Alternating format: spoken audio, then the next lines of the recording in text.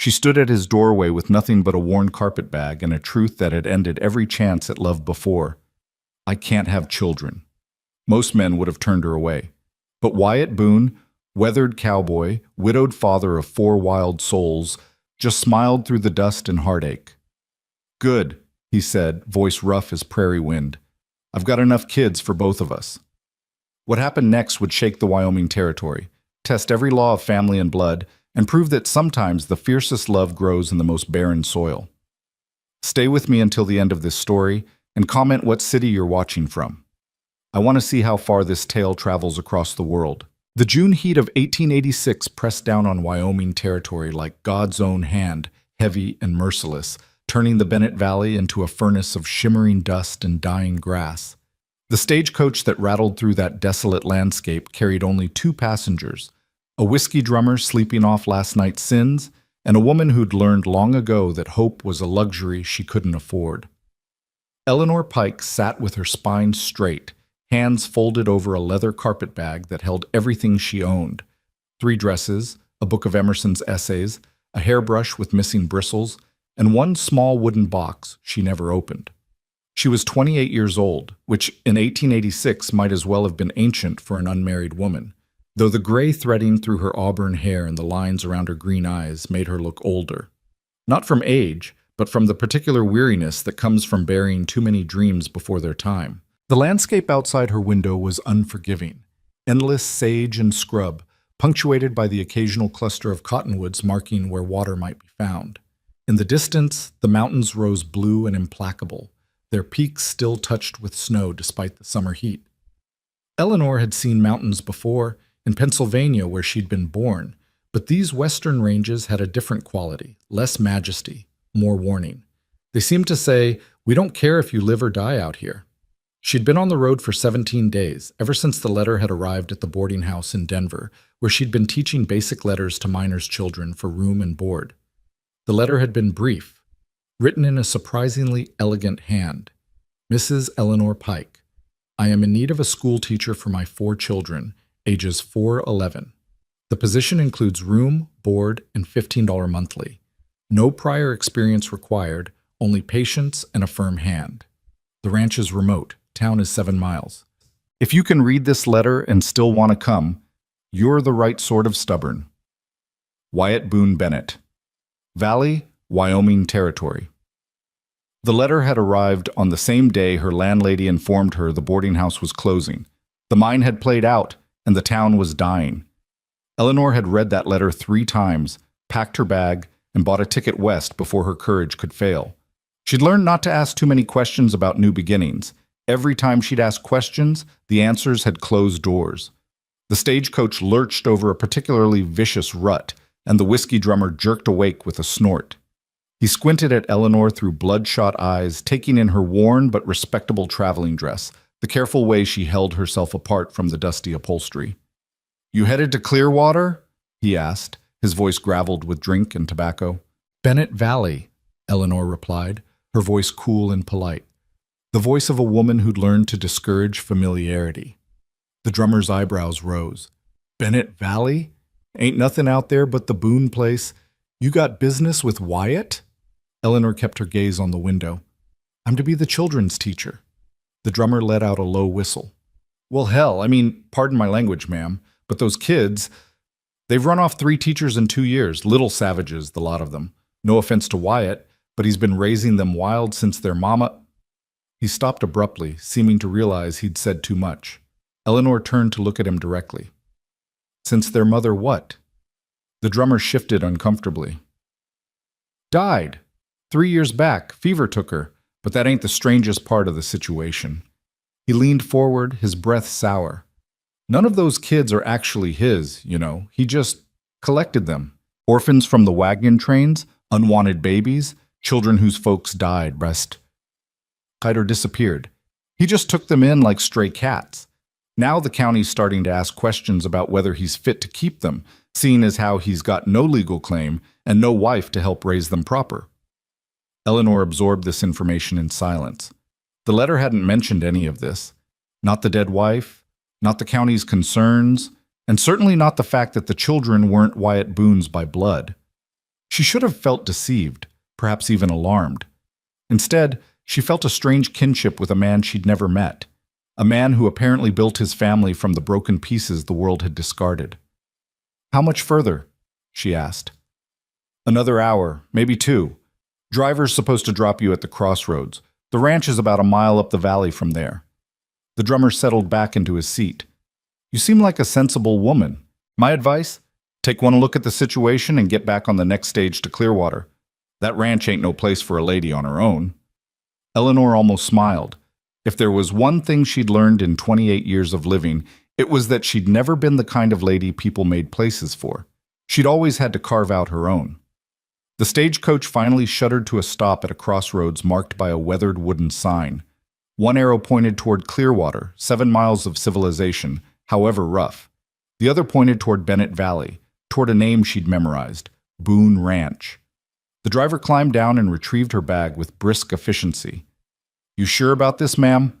I can take you on to Clearwater, no extra charge." "I'm sure," Eleanor said, accepting his hand as she descended. The ground beneath her feet was hard-packed earth, baked solid by the relentless sun. The wind carried the scent of sage and something else. Water, perhaps, or the promise of it. "Good luck, then," the driver said, though his tone suggested she'd need considerably more than luck. The stagecoach rattled away, leaving her alone at the crossroads with her carpet bag and her determination. Eleanor stood for a moment, letting the silence settle around her. It was so quiet out here that she could hear the wind moving through the grass, the distant cry of a hawk circling overhead. In Denver, there'd always been noise, the clatter of wagons, the shouts of men, the constant backdrop of a city trying to convince itself it was more than just another temporary camp. This silence was different. It demanded something from you. It asked, "What are you made of?" She picked up her bag and started walking. The road to the ranch was barely more than a pair of wagon ruts winding through the valley floor. On either side, the land rolled out in gentle waves of gold and green, broken by dark outcroppings of rock and the occasional twisted juniper. In the distance, Eleanor could see a ribbon of cottonwoods marking what must be the creek the valley was named for. And beyond that, smoke rising thin and gray against the blue sky, the first sign of human habitation she'd seen since leaving the crossroads. She walked with the sun beating down on her bonnet, the dust rising with each step and settling on the hem of her skirt. Her feet hurt. She'd been traveling in the same boots for weeks, and they'd worn thin in places. But she'd learned long ago to ignore discomfort. Pain was just information, nothing more. As she drew closer, the ranch began to take shape. It wasn't much. A low house built of rough-cut logs with a stone chimney at one end, a barn that leaned slightly to the left, a corral with a few horses drowsing in the shade, and a scattering of outbuildings in various states of repair. Laundry hung on a line strung between 2 posts, flapping in the breeze. Small clothes, she noticed, and men's shirts, but nothing that looked like a woman's dress. Eleanor paused at the gate, suddenly aware of how she must look after 17 days of travel, dusty, worn, decidedly uninviting. She set down her bag, removed her bonnet, and tried to smooth her hair into some semblance of order. It was a futile gesture, but habits mattered. They were the scaffolding that held a person upright when everything else collapsed. Before she could decide whether to open the gate or call out, a child appeared from behind the barn. A boy of perhaps 10 or 11, all knobby knees and elbows, with dark hair that looked like it had been cut with a knife and an expression of deep suspicion. "Who are you?" he demanded, making no move to come closer. "Eleanor Pike," she replied calmly. "I'm here to see Mr. Boone. I'm to be your teacher." The boy's eyes widened, then narrowed. "We don't need a teacher." "Perhaps not," Eleanor agreed. "But Mr. Boone seems to think otherwise, and it's his ranch." "It's our ranch, too," the boy shot back. "All of us, not just his." Eleanor found herself oddly charmed by this fierce territorial claim. "You're quite right. My apologies. Then I suppose I'll need permission from all of you before I can stay." The boy seemed taken aback by this response. He studied her for a long moment, then turned and shouted toward the house. "Pa, the new teacher's here." The door opened, and a man stepped out onto the porch. Wyatt Boone wasn't what Eleanor had expected, though she couldn't have said exactly what she'd been expecting. He was tall, over 6 feet, with broad shoulders and the lean, hardened build of a man who worked from sunup to sundown. His face was weathered the way leather weathers, creased by sun and wind and, she suspected, worry. Dark hair shot through with gray, dark eyes that assessed her with a directness she found both unnerving and refreshing. He wore denims and a shirt with the sleeves rolled up, revealing forearms corded with muscle and marked with the scars of hard work. He was younger than she'd imagined, perhaps 35, certainly not more than 40. And there was something in the way he held himself, a kind of careful stillness that suggested a man who'd learned to move gently in a world full of sharp edges. "Miss Pike," he said, his voice a deep rumble that carried easily across the yard. "You made it."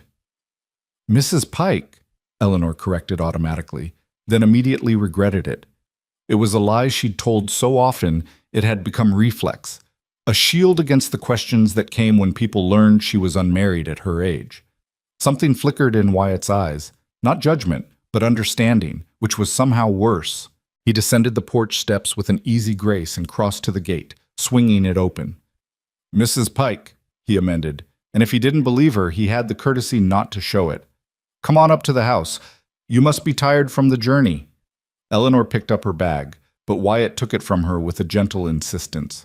"I've got it," he said. Then to the boy who was still watching with suspicious eyes, "Eli, go tell the others to come meet Mrs. Pike, and for God's sake, make sure they're decent." Eli took off at a run, and Eleanor followed Wyatt toward the house. Up close, she could see the care that had gone into the place despite its rough appearance. The porch steps were solid, the windows recently glazed, the door hanging straight and true. Inside, the house was dim and surprisingly cool after the blazing sun. The main room served as kitchen, dining room, and sitting room all at once. A large stone fireplace dominated one wall, a scarred table and mismatched chairs occupied the center, and in one corner stood a rocking chair with what looked like mending piled on the seat. "It's not much," Wyatt said, setting her bag down near the door, "but it's clean and the roof doesn't leak, at least not much." "It's fine," Eleanor said, and meant it. She'd lived in worse places. "The letter mentioned 4 children?" "Yes, ma'am, 4. Wyatt moved to the stove where a pot of coffee sat warming. He poured 2 cups without asking and handed her one. "You met Eli. He's 11, best I can figure. Then there's Mara. She's 9. Tommy's 7, and June's the baby at 4. They're good kids, but they've been through a lot. They don't trust easy." "I don't imagine they would," Eleanor said, accepting the coffee. It was strong and bitter, but hot, and she was grateful for it. "The man on the stagecoach told me their circumstances." Wyatt's jaw tightened. "Did he now? What else did he tell you?" Eleanor met his gaze directly. "That they're not yours by blood, that their mother, your wife, died 3 years ago, that the county has questions about your fitness to keep them." For a long moment, Wyatt didn't respond. He stood by the window, silhouetted against the bright afternoon light, his expression unreadable. When he finally spoke, his voice was carefully controlled. "That's all true. I won't lie to you about any of it. My wife Clara and we couldn't have children of our own. So we took in the ones nobody else wanted. First it was just Eli, found him half-starved by a wagon train, parents both dead of cholera. Then Mara came from a family passing through, too many mouths to feed, and she was one too many. Tommy's mother died in childbirth. Father drank himself to death 6 months later. And June—" He paused, and Eleanor saw his throat work. "June was left on our doorstep in a basket. Couldn't have been more than a few weeks old. Never did find out where she came from." "And your wife?" Eleanor asked quietly. "Influenza. Took her in 3 days.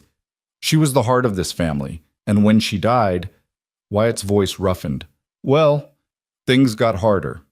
The county marshal came by last year, said there were concerns about me raising 4 children alone, especially children I'd never legally adopted. Said there needed to be a woman in the house to make it proper, to make sure the children were being raised right. He gave me 6 months to find a wife or a housekeeper, or they'd take the kids to the orphanage in Cheyenne." Eleanor felt her stomach drop. "That's why you needed a teacher, to show the county there's a woman here."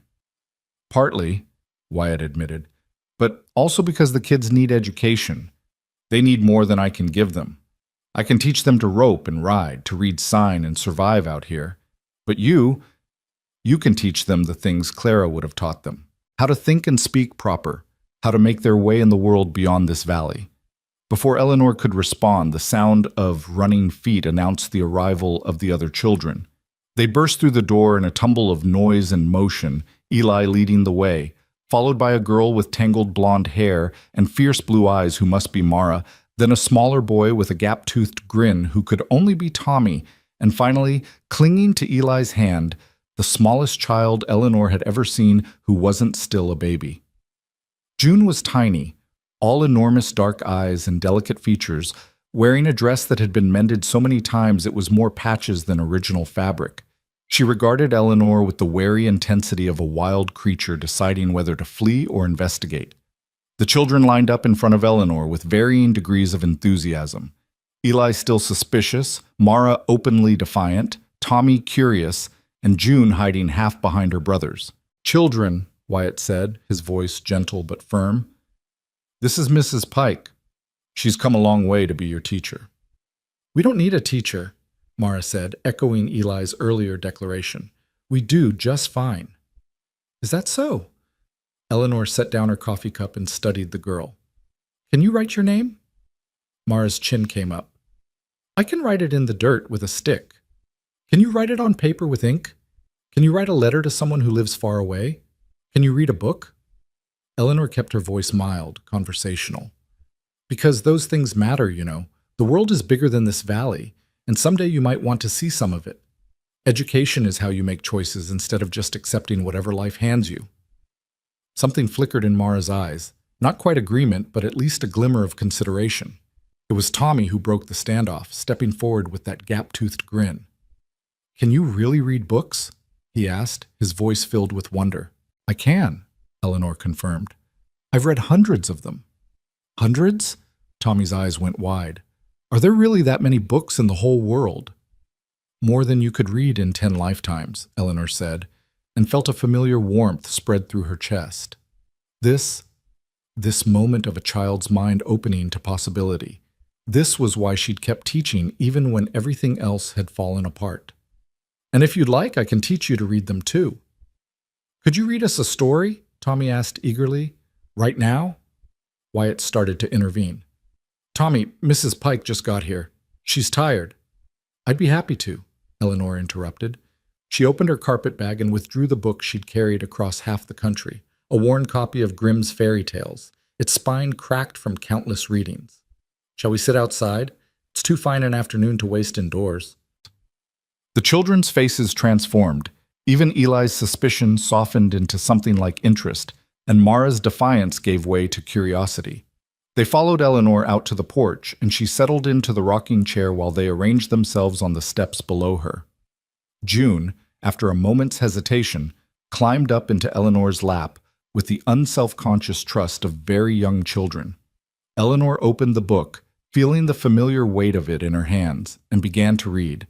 She'd always had a gift for voices. She could make the wolf sound menacing and the princess sound brave, could shift from narrator to character with ease. The children were transfixed, their eyes fixed on her face as the story unfolded. Even Wyatt, who'd followed them outside and now leaned against the porch rail, seemed caught up in the tale. As she read, Eleanor felt something inside her chest begin to unknot. Some tension she'd been carrying so long she'd forgotten it was there. The weight of June in her lap, warm and solid. The rapt attention of the older children. The way the late afternoon light turned everything golden and gentle. For the first time in longer than she could remember, she felt like she was exactly where she was supposed to be. When the story ended, there was a moment of perfect silence. Then Tommy burst out, "Read another one." "Tomorrow," Eleanor promised. "I think Mrs. Pike needs to rest now," Wyatt said gently, "and you all have chores to finish before supper." The children dispersed with varying degrees of reluctance, even Mara looking back over her shoulder as if to make sure Eleanor wouldn't disappear.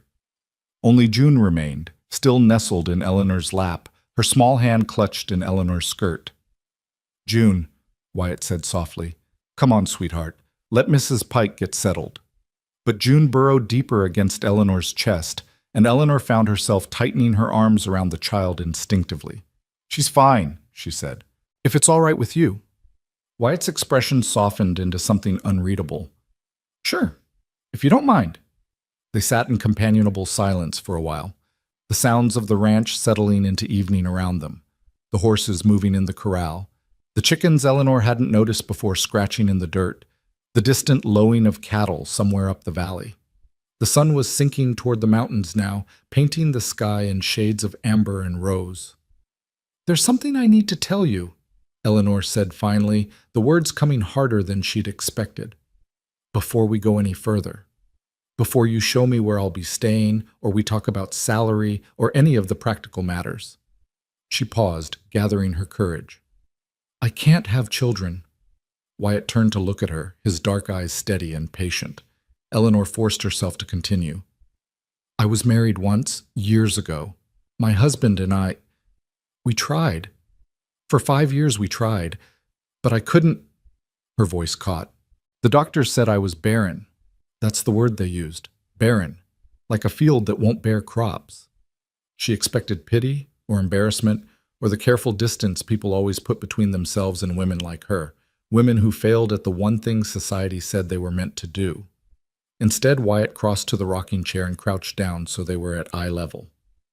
Mrs. Pike, he said, his voice gentle but firm. Look at me. She did, though it cost her. You being here isn't about bearing children. It's about raising them, teaching them, showing them there's more to life than survival.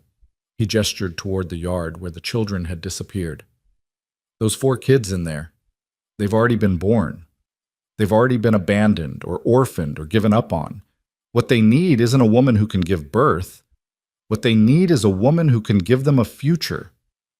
Eleanor felt tears prick her eyes and blinked them back fiercely. The man on the stagecoach said you needed a wife to satisfy the county. I need a woman in this house who cares about those children, Wyatt corrected. Whether you're a teacher or a housekeeper or something else, that's between you and me and nobody else's business. As far as the county is concerned, you're here in a respectable capacity, and that's all that matters. He paused, then added quietly, and for what it's worth, that husband of yours was a fool. Any man who'd judge a woman's worth by whether she can bear children isn't worth the air he breathes. The tears escaped then, tracking hot down Eleanor's cheeks. She couldn't remember the last time someone had defended her like that, had looked at her brokenness and seen something whole instead. June stirred in her lap, looking up with those enormous dark eyes. Why are you crying? The child asked in a small, clear voice. Eleanor managed a shaky laugh and wiped her eyes. Because sometimes people say exactly the right thing at exactly the right time, and it makes you feel like maybe the world isn't as hard as you thought it was. June considered this with the seriousness only a 4-year-old can muster. Then she reached up and patted Eleanor's cheek with one small hand. Don't be sad. We like you. And just like that, the last of Eleanor's careful defenses crumbled. She pulled the child close and let herself cry. Not the bitter tears of grief and loss she'd shed so many times before, but something softer, something that felt almost like relief. Wyatt stood and moved back to the porch rail, giving her space while staying close enough that she wouldn't feel alone. He understood, she realized. He knew what it was like to carry weight that no one else could see, to feel broken in ways that didn't show. When Eleanor had composed herself, she looked up to find the sun had nearly set. The sky now a deep purple shot through with gold. I should probably see where I'll be staying, she said, if the offer still stands. The offer stands, Wyatt confirmed, and will stand as long as you want it to. He led her inside, June still attached to her like a small barnacle, and showed her to a room off the main space, small but clean, with a real bed, a dresser with a cracked mirror, and a window that looked out toward the mountains. This was Clara's sewing room, he said, but it hasn't been used for much since, well, it's yours now if you want it. Eleanor set her carpet bag on the bed and looked around. The room smelled faintly of lavender and dust, and there were still spools of thread lined up on the dresser like soldiers.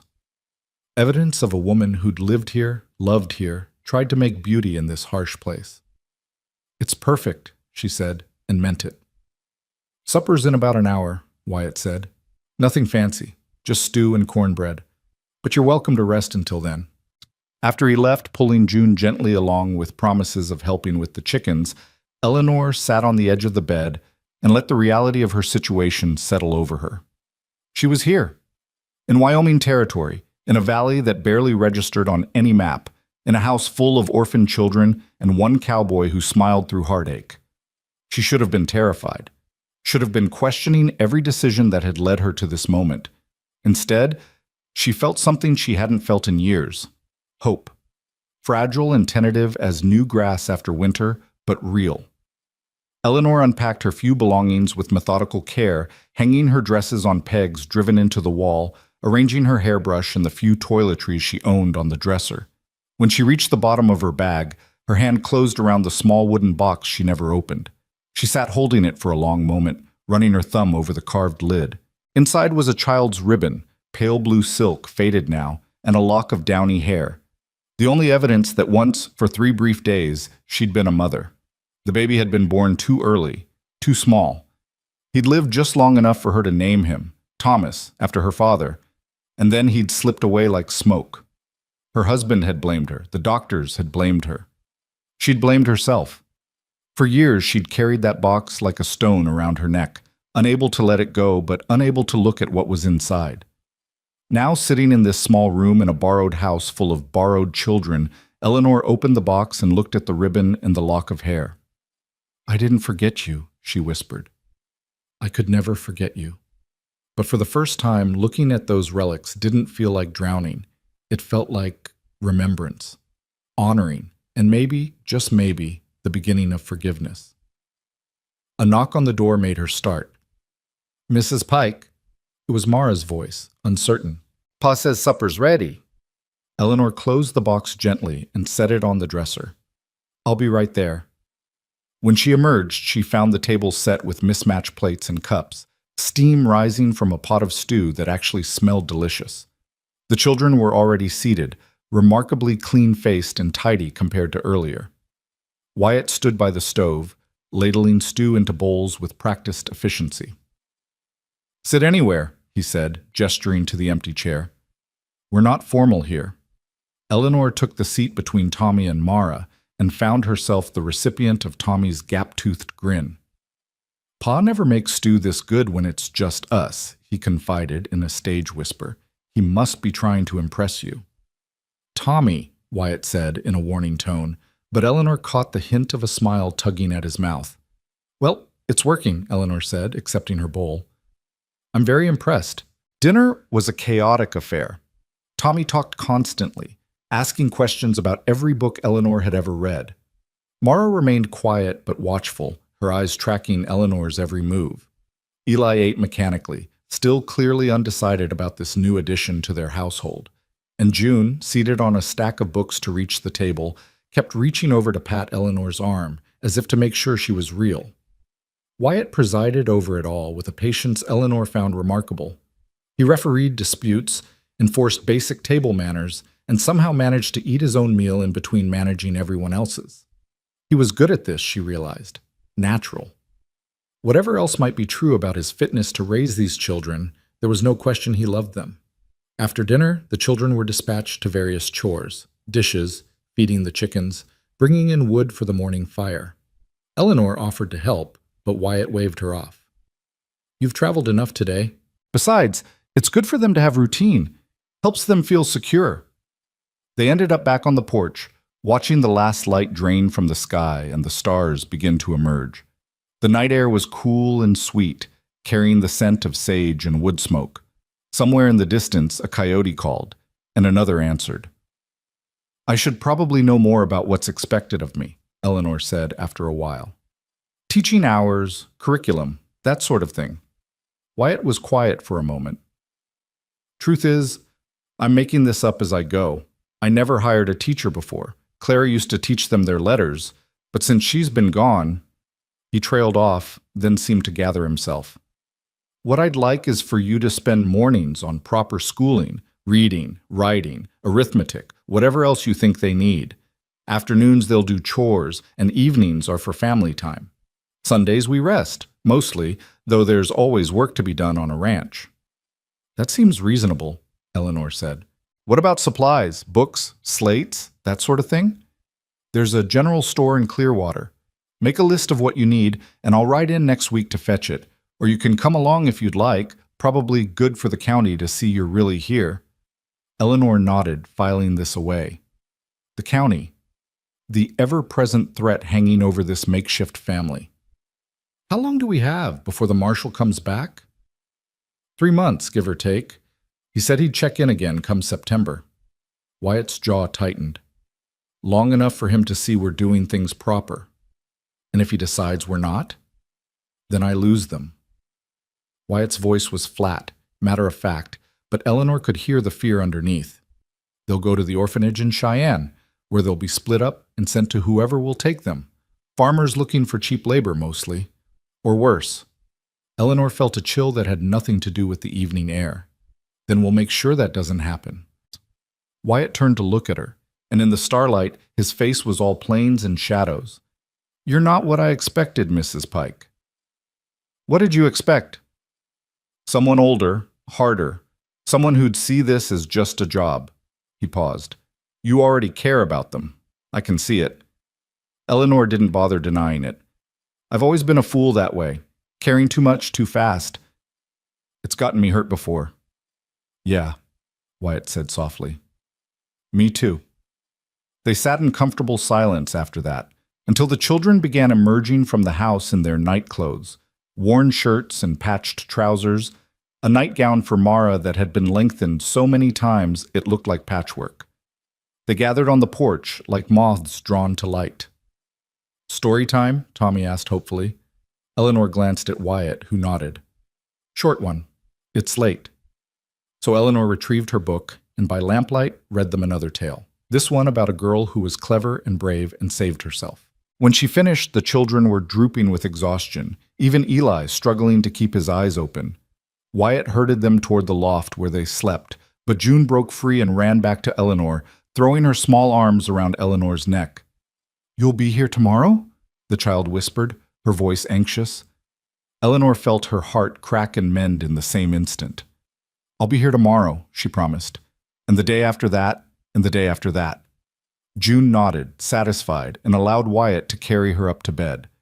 Eleanor could hear him moving around upstairs, the murmur of his voice as he settled them down, the creak of floorboards, the sounds of a father tucking in his children. She sat on the porch until he came back down, until the lamp upstairs went dark and the house settled into sleep. When he joined her again, he carried 2 cups of coffee. Thank you, he said simply, for staying, for reading to them, for everything. Don't thank me yet, Eleanor replied. I haven't done anything but read a few stories. You gave them hope, Wyatt said.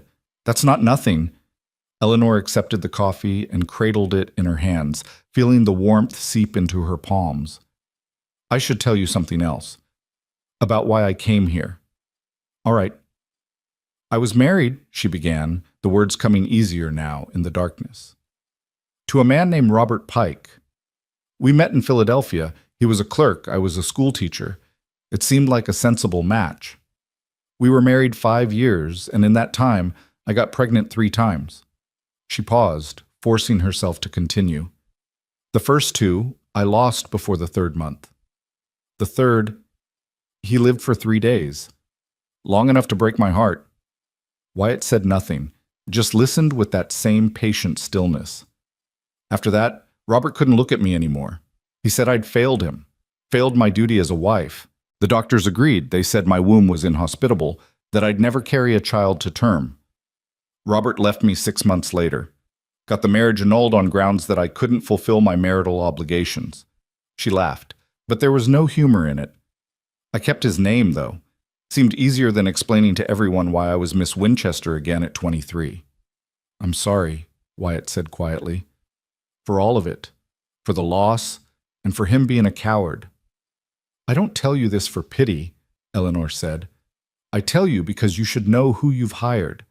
I'm a woman who couldn't keep her own child alive. Some might say that makes me unfit to teach anyone else's. Some would be damn fools then. Wyatt set down his coffee cup with a soft clink. Eleanor. Can I call you Eleanor? She nodded. Eleanor, you didn't fail that baby. Bodies fail sometimes. It's not a moral judgment, it's just biology. And anyone who thinks a woman's only worth is in childbearing isn't worth the time it takes to argue with them. He leaned forward, his voice intense. Those children upstairs, they don't need someone who can give birth. They need someone who can give them a reason to believe in tomorrow. Can you do that? Eleanor thought about it, really thought about it. Could she? Could she look at these broken, wary children and promise them a future? Could she stand between them and a world that wanted to separate them, to reduce them to paperwork and problems? She thought about June's small hand on her cheek, about Tommy's wonder at the thought of hundreds of books, about Mara's fierce defiance and Eli's protective suspicion, about Wyatt, this weathered cowboy who'd built a family from discarded pieces and refused to let go. Yes, she said, I can. Wyatt smiled then, a real smile, the first she'd seen from him. It transformed his face, making him look younger and less burdened. Then that's all that matters. They sat together as the stars wheeled overhead, and the coyotes sang their ancient songs. Two broken people who'd somehow found their way to the same unlikely place. And for the first time since she'd buried her son in a grave so small it barely seemed real, Eleanor let herself believe that maybe, just maybe, this time would be different. Tomorrow, she'd begin teaching. Tomorrow, she'd start building something that might last. But tonight, she'd already done the hardest thing. She'd said yes to hope. The first light of dawn came soft through Eleanor's window, turning the mountains from black to purple to gold.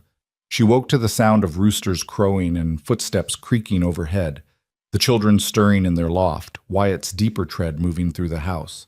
For a moment she lay still, disoriented by the unfamiliar room, the quality of silence that was so different from the city. Then memory returned. Wyoming, the ranch, 4 children who needed her, a cowboy who'd smiled and said her barrenness was good enough. She dressed quickly in her plainest work dress, pinned her hair into a severe bun, and emerged to find chaos already in full swing. Tommy was chasing chickens in the yard, laughing like a wild thing. Mara sat on the porch steps, braiding June's hair with fierce concentration, while the little girl squirmed and whined. Eli was nowhere to be seen, but Eleanor could hear the sound of an axe biting wood somewhere behind the barn. Wyatt stood at the stove, flipping flapjacks with one hand while trying to pour coffee with the other. He looked up when Eleanor entered, and something in his expression shifted. Relief, maybe, or just acknowledgement that she'd actually stayed the night. "Morning," he said. "Hope the roosters didn't wake you too early." "I'm used to early rising," Eleanor replied. "Can I help?" "Can you keep those flapjacks from burning while I deal with the coffee situation?"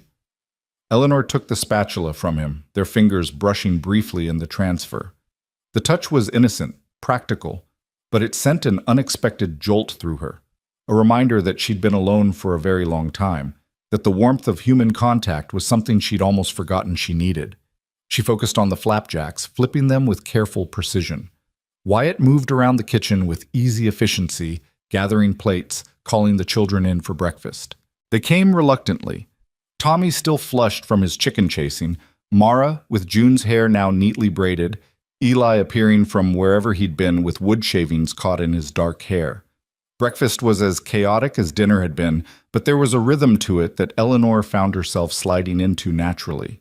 She poured milk, settled disputes over who got the last flapjack, wiped syrup off June's face 3 times before giving up and letting the child be sticky.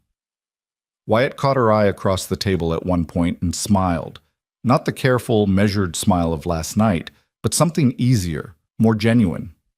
After breakfast, the children scattered to morning chores, and Eleanor found herself alone with Wyatt in the kitchen, washing dishes in companionable silence. He washed, she dried, and the simple domesticity of it felt both strange and right. "So," Wyatt said after a while, "you ready to try teaching this crew?" "As ready as I'll ever be," Eleanor replied. "Though I should warn you, I've never taught anyone quite this energetic before." Wyatt laughed, a sound that seemed to surprise him as much as it surprised her. "That's a polite way of putting it. Clara used to say they were half children, half wild animals." It was the first time he'd mentioned his wife so casually, without the weight of grief pulling his words down. Eleanor took it as a good sign, a measure of trust. "Tell me about her," she said. "If you don't mind." Wyatt was quiet for a long moment, his hands stilled in the dishwater.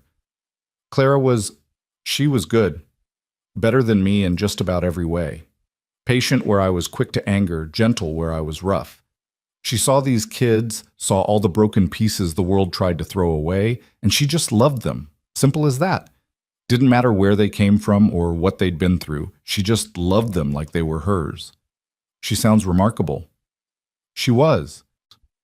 Wyatt pulled his hands from the water, dried them on a towel. She'd be glad you're here. She worried at the end about what would happen to them if anything happened to her. Made me promise I'd keep them together, no matter what. Then that's what we'll do, Eleanor said firmly, whatever it takes. Wyatt looked at her with an intensity that made her breath catch. You mean that?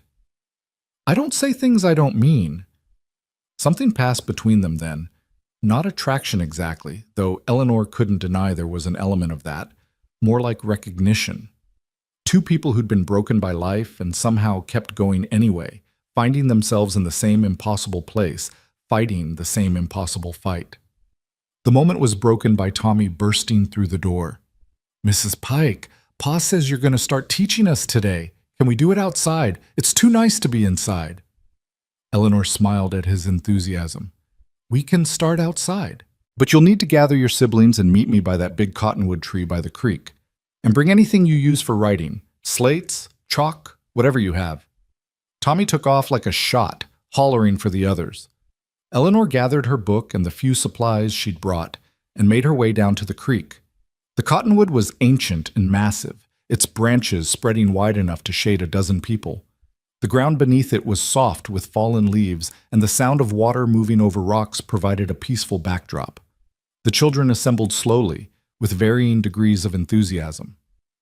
Tommy arrived first, practically vibrating with excitement. Mara came next, her expression carefully neutral, carrying a cracked slate and a stub of chalk. Eli followed, his arms crossed over his chest, making it clear he was only here under duress. And June toddled along last, clutching a stick she'd apparently decided was her writing implement. Eleanor settled herself on a fallen log and gestured for them to sit. Before we begin, I want to understand what you already know. Tommy, can you write your name for me? Tommy took the slate eagerly and scratched out Tommy in uneven letters. Eleanor nodded encouragingly. Very good, though we'll work on adding that second M, Mara. Mara's letters were more controlled, her name spelled correctly, though her hand clearly wasn't used to writing. Eli, when pressed, could write his name and several other words, but his grip on the chalk was awkward, his letters cramped and difficult to read. June just drew circles and seemed perfectly content with that. All right, Eleanor said, we have some work to do, but that's not a bad foundation. Let's start with the alphabet. What followed was 2 hours of the most challenging teaching Eleanor had ever attempted. Tommy couldn't sit still for more than 30 seconds, constantly jumping up to chase butterflies or investigate interesting rocks. Mara was attentive but resistant, questioning everything Eleanor said as if waiting for her to prove she knew what she was talking about. Eli participated with the bare minimum of effort, his expression making it clear he thought this was all a waste of time. And June was 4, which meant she had the attention span of a hummingbird and needed constant redirection. By the time Eleanor called a break, she was exhausted and questioning every decision that had led her to this moment. The children scattered immediately, racing down to the creek to wade and play. Eleanor sat on her log, feeling the sweat cooling on her neck, wondering if she'd just made the biggest mistake of her life. Wyatt appeared from around the barn, leading a horse. He tied the animal to the corral fence and walked down to where Eleanor sat. How'd it go? Honestly, I'm not sure. Eleanor rubbed her temples. They're bright enough, but getting them to focus is like trying to herd cats. Wyatt smiled sympathetically. Clara used to say the same thing. It gets easier once they trust you. Right now, they're testing you, seeing if you'll stay or run like the others. The others? We've had 3 teachers before you. First one lasted 2 days before she decided ranch life wasn't for her. Second one made it a week before Tommy put a frog in her shoe and she left in tears. Third one? Wyatt's expression darkened. Third one hit Eli with a ruler for talking back. I sent her packing that same hour. Eleanor felt something fierce and protective flare in her chest. I won't hit them. I know, Wyatt said quietly. I saw the way you looked at June last night. You're not here to hurt them. Eleanor watched the children playing in the creek, their laughter carrying on the breeze. Mara had picked up June and was spinning her around, the little girl shrieking with delight. Tommy and Eli were engaged in some elaborate game involving sticks and rocks, their earlier tension forgotten in the simple joy of play. They're good kids, she said softly. Under all the wildness and the testing, they're good. Yeah, Wyatt agreed. They are. They've just been hurt enough times that they've learned to be wild first, to keep people at a distance, safer that way. Eleanor understood that impulse all too well. How long before lunch? About an hour. Why? I have an idea. Eleanor stood, brushing leaves from her skirt. Is there a place in town that sells sweets, peppermint sticks, or lemon drops? Wyatt's eyebrows rose. You planning to bribe them? I prefer to think of it as positive reinforcement, Eleanor said primly. But yes, essentially, if they can get through an entire afternoon lesson without running off, I'd like to reward them. Build some positive associations with learning. There's a jar of horehound candy in the pantry. Claire kept it for special occasions. You're welcome to use it. That afternoon, Eleanor reconvened lessons with a new strategy. She kept them shorter, breaking instruction into 15-minute chunks with movement breaks in between. She turned spelling into a game, having them race to write words in the dirt. She had them practice their numbers by counting rocks and sticks, making it physical and active rather than sedentary. And at the end, when they'd made it through 2 solid hours with minimal chaos, she produced the horehound candy. The children's faces lit up like Christmas morning. Even Eli's careful facade cracked into something approaching a smile. You did good work today, Eleanor told them as they savored their treats. All of you. Tomorrow we'll go a little further, but for today, you should be proud of yourselves. The days began to blur together into a pattern that felt almost like routine. Eleanor woke with the sun, helped with breakfast, taught lessons until noon. Afternoons were for the children's chores, feeding chickens, gathering eggs, helping in the vegetable garden that Mara tended with surprising care. Evenings brought supper, story time, and the gentle settling of the house into sleep. Eleanor found herself learning the rhythms of ranch life almost without meaning to. She learned which chickens were good layers and which were just ornery. She learned that the brown cow, Bess, would kick if you approached from the left, but was gentle as a lamb from the right. She learned the sound of Wyatt's footsteps, could distinguish them from the children's even in the dark. And slowly, almost imperceptibly, the children began to soften toward her. Tommy started showing her his treasures, interesting rocks, bird feathers, a perfectly round robin's egg he'd found abandoned. Mara began staying after lessons to ask questions, hungry for knowledge in a way that broke Eleanor's heart because she recognized it. It was the hunger of a smart child who'd never had anyone take her intelligence seriously. Eli was harder to reach, but Eleanor was patient. She noticed he had a gift for numbers, could calculate in his head faster than she could work it out on slate. So she started giving him harder problems, challenges that engaged his mind instead of boring it. The first time he solved a complex equation and looked up at her with genuine surprise and pride, she knew she'd won a small victory. And June? June attached herself to Eleanor like a shadow, following her everywhere, constantly reaching for her hand or climbing into her lap. The child was starved for maternal affection in a way that made Eleanor ache. She remembered what Wyatt had said, that June had been left on their doorstep as an infant, never knowing who her mother was or why she'd been given away. 3 weeks into her tenure at the ranch, Eleanor woke in the middle of the night to the sound of crying. She lit her lamp and followed the sound to the base of the ladder leading to the children's loft. The crying was coming from above, small, hiccuping sobs that tried to be quiet but couldn't quite manage it. Eleanor climbed the ladder carefully, mindful of the worn rungs. The loft was one large space under the sloped roof, divided by hanging blankets into sleeping areas. The crying was coming from the corner where June slept. Eleanor made her way over, finding the child curled in a ball, tears streaming down her face, her breath coming in gasps. "June, sweetheart, what's wrong?" Eleanor knelt beside the narrow cot, laying a gentle hand on the child's back. June's eyes flew open, wide with fear. "Bad dream," she whimpered. "Scary." "It's all right now. You're safe." Eleanor gathered the child into her arms, feeling the small body shake with residual fear. "Do you want to tell me about it?" June buried her face in Eleanor's shoulder. "Lost," she whispered. "Everyone gone. Calling and calling, but nobody comes." Eleanor's throat tightened. She rocked the child gently, humming a song her own mother had sung to her a lifetime ago.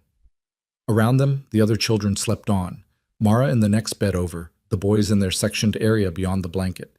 Only June was awake, trapped in the terror of her dreams. "You're not lost," Eleanor murmured. "You're right here, safe and warm, and I'm here. Your pa is downstairs. Mara and Tommy and Eli are all right here with you. Nobody's leaving." "Promise?" June's voice was so small, so desperately hopeful. "I promise." And as Eleanor said it, she realized she meant it. Somewhere in the past 3 weeks, this place had become home. These children had become hers in all the ways that mattered. The thought should have terrified her. She'd sworn never to let herself care this much again, never to give her heart away to children who could be lost. But it was too late now. She was already in love with all of them. She stayed in the loft, rocking June until the child's breathing evened out and she drifted back to sleep. Only then did Eleanor carefully return her to bed, tucking the thin blanket around her small form. As she turned to leave, she found Mara watching her from the next bed, her eyes glinting in the lamplight. "She has those dreams a lot," Mara whispered. "Ever since she was tiny, Ma used to say June would carry the scar of being left her whole life, that the best we could do was just keep showing up, keep proving we wouldn't leave too."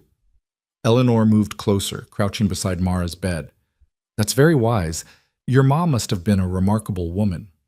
"She was." Mara was quiet for a moment. "Are you going to stay, Mrs. Pike? Or are you going to leave like the others?" The question hung in the air between them, weighted with all of Mara's fears and all of Eleanor's complicated history. Eleanor could have deflected, could have given some vague reassurance. Instead, she chose honesty. "I want to stay," she said quietly. "I want to stay more than I've wanted anything in a long time. But I can't promise nothing will ever force me to leave, because life doesn't work that way. What I can promise is that I'll fight to stay. That I won't leave because things get hard or because you kids are difficult. I'll only leave if I have absolutely no other choice." Mara studied her for a long moment, then nodded slowly. "I guess that's fair." She paused. "You're different from the others. You don't look at us like we're problems to solve. You look at us like we're just people." "That's because you are," Eleanor said simply. "You're people who deserve to be loved and taught and given a chance at a real future. That's all any child deserves." "Even orphans? Even kids nobody wanted?" Eleanor felt her heart crack wide open. "Especially those kids, because they're the ones who need it most." When Eleanor finally climbed back down the ladder, she found Wyatt sitting at the kitchen table, a single lamp burning, his hands wrapped around a cup of what was probably cold coffee by now. He looked up as she descended, his expression unreadable. "June?" he asked simply. "Nightmare. She's asleep again now." Eleanor moved to the stove, finding the coffee pot still warm. She poured herself a cup and joined him at the table. "Mara says she has them often." Wyatt nodded heavily. "Ever since she was old enough to dream, seems like. Clara thought maybe she remembered somehow, being left, being alone, or maybe it's just in her bones, that fear of abandonment." He rubbed his face tiredly. "I've tried everything. Nightlights, special bedtime routines, even sleeping on the floor next to her cot. Nothing stops them completely." "Maybe nothing can," Eleanor said gently. "Some wounds are too deep to ever completely heal. But that doesn't mean we stop trying to make it better." They sat in silence for a while.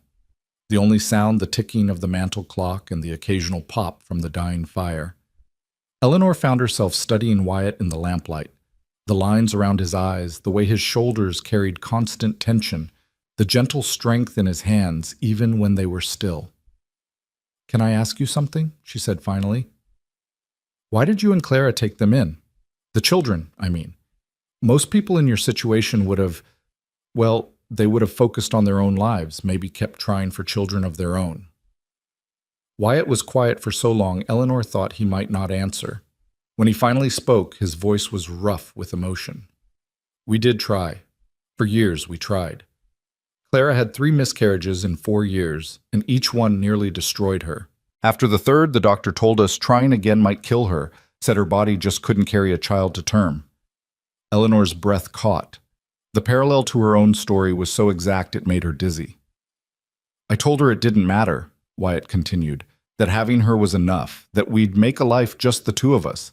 But she was heartbroken, felt like she'd failed somehow, like she'd let me down. He looked up at Eleanor, his dark eyes bright with unshed tears. Then one day, we found Eli. He was maybe 6 years old, half-starved, hiding in our barn. His parents had died on the wagon train, and nobody wanted to take responsibility for another mouth to feed. Claire took one look at him and said, "This is how we're meant to be parents." "So you kept him." "We kept him, and then we kept the others as they came. And you know what? Clara never felt like a failure again. She loved those kids like they'd come from her own body. She was happy." His voice broke on the last word. She was finally happy. Eleanor reached across the table and took his hand without thinking, squeezing it gently. She'd be proud of you, of how you've kept them together, kept fighting for them. Wyatt's fingers tightened around hers. Some days I'm not sure I'm doing right by them. I'm just a cowboy, Eleanor. I know horses and cattle and how to survive in hard country. But teaching them? Helping them grow into good people? That was Clara's gift, not mine.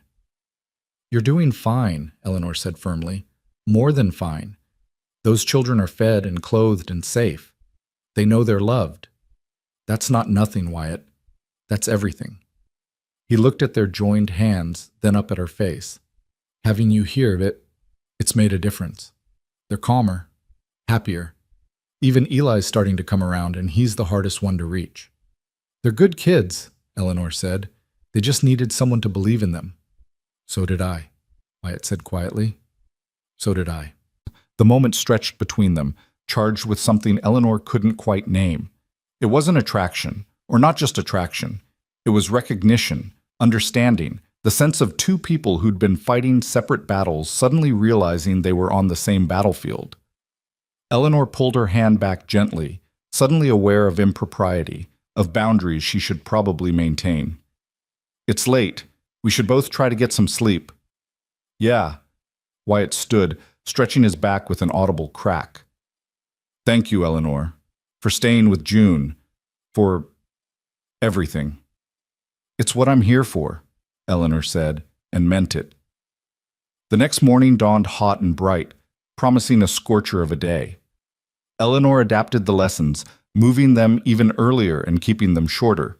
She taught them about cloud formations and weather patterns, turning the blazing sky into a classroom. She had them practice their letters by writing in the dirt with sticks, making it play as much as work. By noon, everyone was wilting from the heat. Wyatt declared the afternoon too hot for chores and suggested they all go swimming in the creek at the deep bend where the water pooled. The children whooped with excitement, racing off to change into clothes suitable for swimming. Eleanor hesitated, suddenly aware that she had nothing appropriate for such activity. But Mara appeared at her elbow, shy but determined. Ma had a swimming dress. It's old-fashioned, but Pa kept it. You're about her size, you could wear it. The thought of wearing a dead woman's clothes should have felt wrong, but somehow it didn't. Clara felt less like a ghost and more like a presence in this house, someone who'd want her things used and loved rather than locked away gathering dust. The swimming dress was indeed old-fashioned, with a full skirt and bloomers underneath, but it fit well enough. Eleanor joined the family at the creek, watching as Wyatt taught Tommy to float on his back while Mara waded in the shallows with June. Eli sat on the bank, his feet in the water, carefully whittling a piece of wood into what might eventually be a whistle. "Come on in," Wyatt called to Eleanor. "Water's perfect." Eleanor waded in cautiously, gasping at the shock of cold after the heat of the day. The water was crystal clear, running over smooth rocks, the current gentle but persistent. She could see small fish darting through the shallows, the play of sunlight on the water's surface. June broke free from Mara and paddled over to Eleanor with all the confidence of a fish. The child clearly had no fear of water, dunking her head under and coming up laughing, her dark hair plastered to her skull. Eleanor found herself laughing too, swept up in the simple joy of a hot day and cold water and children playing without fear or worry. Wyatt swam over, his hair wet and slicked back, water streaming down his face. "You look happy," he observed. "I am happy," Eleanor realized with some surprise. "I can't remember the last time I felt this light." "It's the water," Wyatt said with a smile. "Washes away everything except what matters." They floated side by side in the gentle current, watching the children play, and Eleanor felt something in her chest unknot, some tension she'd been carrying so long she'd forgotten it was there. For the first time in years, she wasn't thinking about what she'd lost or what she could never have. She was just here, now, in this moment with these people who were becoming her family. That evening, after supper and stories, after the children had been tucked into bed and the house had settled into quiet, Eleanor found herself back on the porch with Wyatt. It had become their routine, these quiet evening conversations under the stars. A time to decompress from the day, to share observations about the children, to simply exist in each other's company without expectation or demand. "The marshal's coming next week," Wyatt said without preamble. "County sent word today when I was checking the mailbox at the crossroads." Eleanor felt her stomach drop. "Already? I thought we had more time." "So did I. But apparently there's been some pressure from the town council, people asking questions about propriety, about whether it's appropriate for an unmarried man and woman to be living under the same roof, even with the children here." Wyatt's voice was tight with anger. As if any of them gave a damn about these kids before. As if they didn't turn a blind eye when the children needed help. "What do we need to do?" Eleanor asked, forcing her voice to stay calm even as her heart raced. "Show him we're doing things proper, that the kids are being educated, that there's a woman's influence in the house, that everything is respectable and above board." Wyatt ran a hand through his hair in frustration. "I hate this. Hate having to prove to strangers that I love these children, that I'm capable of raising them right." "I know," Eleanor said softly. "But if it keeps them safe, keeps them with you, then we'll do whatever we have to do." Wyatt looked at her for a long moment. "You mean that? You're really willing to fight for them?" "I told you the first night, I don't say things I don't mean." Eleanor met his gaze steadily. "These children are mine now too, Wyatt. Maybe not by blood or law, but in every way that matters. Nobody's taking them without a fight." Something fierce and grateful flashed across Wyatt's face. He reached for her hand, and this time Eleanor didn't pull away. They sat like that, hands clasped, watching the stars wheel overhead, drawing strength from each other for the battle ahead. Neither of them spoke of the growing feeling between them, the way Eleanor's breath caught when Wyatt smiled, the way Wyatt's eyes followed Eleanor when she moved through the house, the comfortable silence that spoke of deep understanding. There wasn't time for such things. There was only the fight ahead, the children to protect, the family to save. But the feeling was there nonetheless, growing like prairie grass after rain, quiet, persistent, and impossible to ignore. The week before the marshal's visit passed in a blur of preparation that felt equal parts necessary and absurd. Eleanor threw herself into making the house look as respectable as possible, scrubbing floors that were already clean, mending curtains that hardly needed mending, organizing shelves with a precision that bordered on obsessive. The children caught her anxiety like a fever, growing quieter and more watchful as the days ticked down. On Tuesday, Eleanor was beating dust from the rug on the porch when Mara appeared beside her, her face tight with worry. "Mrs. Pike, what happens if the marshal doesn't think we're good enough? What if he says Pa can't keep us?" Eleanor set down the rug beater and pulled the girl close, feeling the tension in her thin shoulders. "Then we'll figure something else out. But that's not going to happen, Mara. You're good children being raised by a good man. The marshal will see that." "The last marshal didn't," Mara said quietly. "The one before this one. He came 2 years ago, after Ma died. He looked at us like we were cattle at auction, trying to figure out what we were worth. He told Pa that orphans belonged in orphanages, not on ranches, that Pa was being selfish keeping us here." Eleanor felt anger flare hot in her chest. "What did your Pa say?" He said we were his children, orphanage or no orphanage, and that the marshal could go straight to hell if he thought otherwise.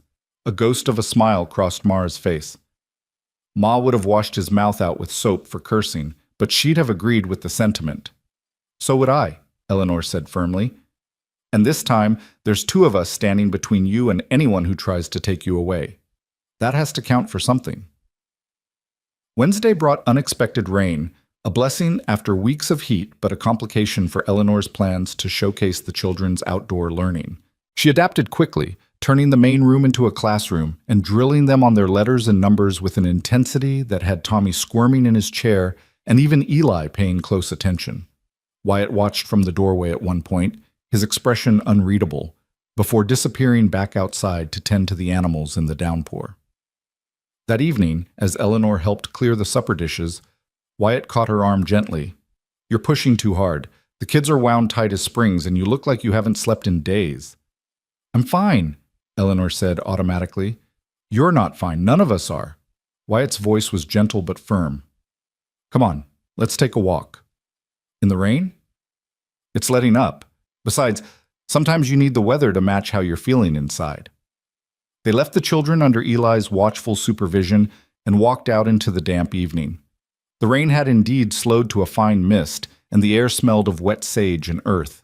The mountains were hidden behind low clouds, and everything felt close and intimate, like the world had shrunk down to just this valley, just this moment. They walked in silence for a while, following the creek path Eleanor had come to know so well. Finally, Wyatt spoke. I'm scared, Eleanor. I haven't said it out loud to anyone, but I'm terrified. What if we've done all this and it's still not enough? What if the marshal takes one look at us and decides we're not fit? Eleanor stopped walking and turned to face him. In the dim light, she could see the fear in his eyes, the way his hands clenched and unclenched at his sides. Then we appeal. We fight. We get a lawyer if we have to. With what money? I'm barely keeping this ranch afloat as it is. A lawyer would cost more than I make in 6 months. Then we'll find another way. Eleanor reached for his hands, holding them firmly in hers. Wyatt, listen to me. Those children belong with you. Anyone with eyes can see that. They're loved and cared for and growing into good people. That has to matter more than paperwork and regulations. In a fair world, maybe. But the world's not fair, Eleanor. You know that as well as I do. I do, she admitted, but that doesn't mean we stop fighting. That doesn't mean we give up. Wyatt pulled her closer, and for a moment Eleanor thought he might kiss her. Instead, he just rested his forehead against hers, both of them drawing comfort from the simple contact, the knowledge that they weren't facing this alone.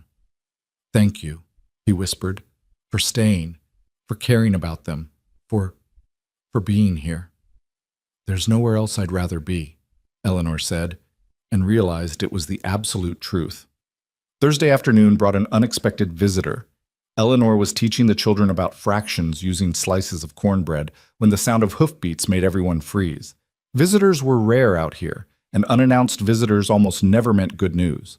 Wyatt emerged from the barn, wiping his hands on his jeans, his expression wary.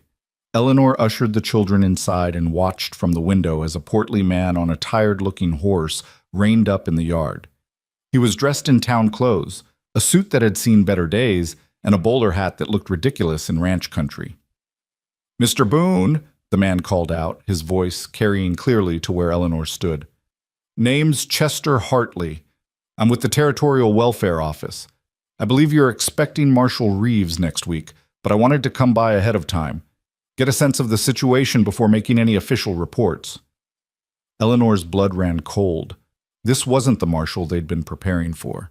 This was someone else entirely, someone they hadn't expected and didn't know how to handle.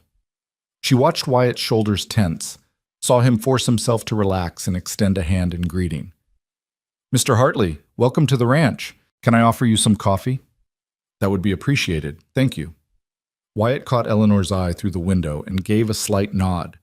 She understood immediately, time to put on the show they'd been rehearsing, to prove they were a proper household. She smoothed her skirt, checked that her hair was tidy, and opened the door with a smile she didn't feel. "Mr. Hartley, please come in. I'm Mrs. Eleanor Pike, the children's teacher." Hartley removed his ridiculous hat and studied her with sharp eyes that missed nothing. "Mrs. Pike, how long have you been in residence here?"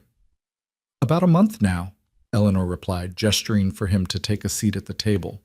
"The children are making wonderful progress with their studies." "Are they now?" Hartley settled himself heavily into a chair, his gaze sweeping the room with the methodical attention of a man trained to spot irregularities. The children had frozen in their seats, eyeing the stranger with obvious suspicion. "And where are you from, Mrs. Pike?" "Philadelphia originally. More recently, Denver." Eleanor poured coffee with hands that wanted to shake but didn't.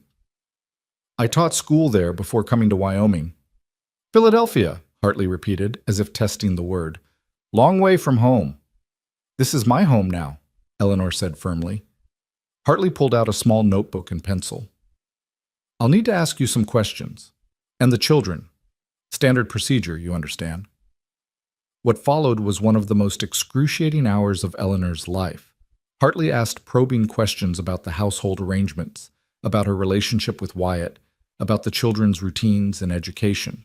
He asked to see where everyone slept, inspecting the house with an invasive thoroughness that made Eleanor's skin crawl. He questioned each child separately, and Eleanor's heart broke watching June's face crumple with confusion and fear. When he finally finished, Hartley closed his notebook with a decisive snap. "I'll be frank with you, Mr. Boone. The situation here is irregular. 4 children, none of them legally yours, being raised by a single man with only a female teacher for propriety's sake.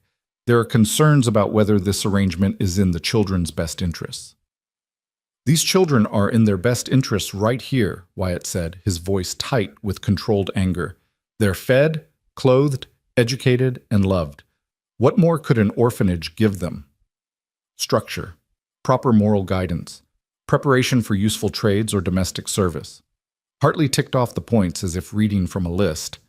"And most importantly, legal oversight. The territory has a responsibility to ensure orphan children are being raised according to proper standards." "Proper standards," Wyatt repeated flatly. "You mean workhouses for the boys and scullery positions for the girls? That's what happens to orphans who go to Cheyenne." "That's a rather cynical view, Mr. Boone." "It's a realistic view. I've seen what happens to children in those places." Hartley stood, retrieving his hat. "Be that as it may, I'll be making my report to Marshal Reeves. He'll conduct his own investigation when he arrives next week, and then a determination will be made." He moved toward the door, then paused. "For what it's worth, the children seem healthy and well cared for. But the law is the law, and appearances matter. You do well to remember that." After Hartley left, the house fell into stunned silence. The children huddled together on the porch, their earlier ease replaced by fear. Wyatt stood by the window, his hands braced against the frame, his whole body radiating tension. Eleanor felt utterly helpless, wanting to comfort everyone and not knowing how. It was June who broke the silence, her small voice trembling. "Is the man going to take us away?" "No," Wyatt said, turning to gather her up in his arms. "No, sweetheart. Nobody's taking you anywhere." But Eleanor saw the doubt in his eyes, the fear he was trying so hard to hide from the children. She saw it because she felt it too. The terrible understanding that sometimes love wasn't enough, that the world could tear apart families for the sake of regulations and propriety. That night, after the children were finally settled into an uneasy sleep, Eleanor found Wyatt sitting on the porch steps, his head in his hands. She sat beside him without speaking, just offering her presence. They sat that way for a long time, listening to the night sounds of the ranch, the distant call of an owl, the rustle of wind through the cottonwoods. "I can't lose them," Wyatt finally said, his voice raw. "Clara made me promise. She was dying, and she grabbed my hand so tight it hurt, and she made me promise I'd keep them together no matter what. How do I keep that promise if the law says I can't?" Eleanor didn't have an answer. She just took his hand and held it, feeling the calluses on his palm, the strength in his fingers that was so carefully controlled around the children. Friday dawned gray and oppressive, the sky heavy with clouds that threatened rain but never delivered. The children moved through their morning routines with unusual quietness, their earlier playfulness replaced by worry. Even Tommy couldn't muster his usual enthusiasm, sitting through lessons with uncharacteristic stillness. Eleanor was helping Mara with a particularly difficult arithmetic problem when the girl suddenly looked up, her blue eyes bright with tears. "Mrs. Pike, if they take us away, will you forget about us?" The question hit Eleanor like a physical blow. She set down her pencil and pulled Mara close. "Never, not ever. You four are written on my heart now. Even if I never saw you again, which I refuse to believe will happen, I would carry you with me for the rest of my life." "Ma used to say that," Mara whispered, "that we were written on her heart. I didn't really understand what it meant until after she died. Then I felt like my own heart had words carved into it that would never go away." Eleanor held the girl tighter, feeling her own eyes burn with tears. Around them, the other children had gone silent, listening. Even Eli had stopped pretending to work and was watching them with an expression that was older than his years. "Listen to me, all of you," Eleanor said, her voice fierce. "I know you're scared. I'm scared too. But fear doesn't mean we give up. It means we fight harder. Your pa loves you. I love you. And we're going to do everything in our power to keep this family together." "What if it's not enough?" Eli asked, his voice rough. "What if they decide the law matters more than love?" "Then we'll appeal. We'll find a way." Eleanor met each child's eyes in turn. "But I need you all to trust me when I say this. I will not abandon you. Your pa will not abandon you. We're going to fight for you with everything we have." The weekend passed in a strange limbo, everyone trying to maintain normalcy while feeling like they were walking on the edge of a precipice. Sunday. They didn't attend church in Clearwater as some families did. It was too far, and Wyatt had always conducted his own sort of worship here at the ranch. But this Sunday felt different. After breakfast, Wyatt gathered them all in the main room. "I'm not much for speeches," he began, his voice gruff. "But I need you kids to know something. No matter what happens this week, no matter what any marshal or welfare officer says, you are my children. Maybe not by blood, maybe not by law, but in every way that actually matters. And if they try to take you, they're going to have to go through me first." "And me," Eleanor added firmly. "I may not have been here long, but I meant what I said. You're my family now too." Tommy, ever the optimist, managed a watery smile. "We're a strange family, aren't we? All cobbled together from different pieces." "The best things usually are," Wyatt said, pulling the boy into a hug. "The best things usually are." Monday morning arrived with brutal sunshine, as if the universe was mocking their anxiety with beautiful weather.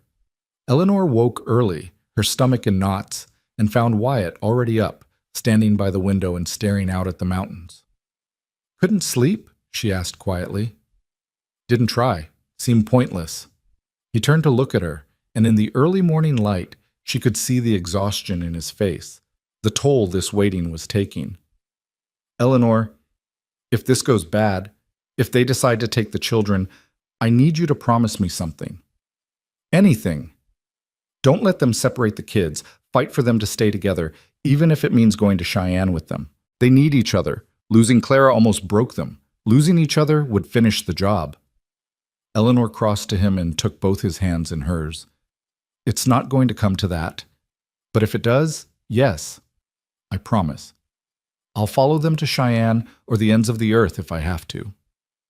Something shifted in Wyatt's expression, gratitude and something deeper, something that made Eleanor's breath catch. He reached up and gently tucked a loose strand of hair behind her ear, his fingers lingering against her cheek.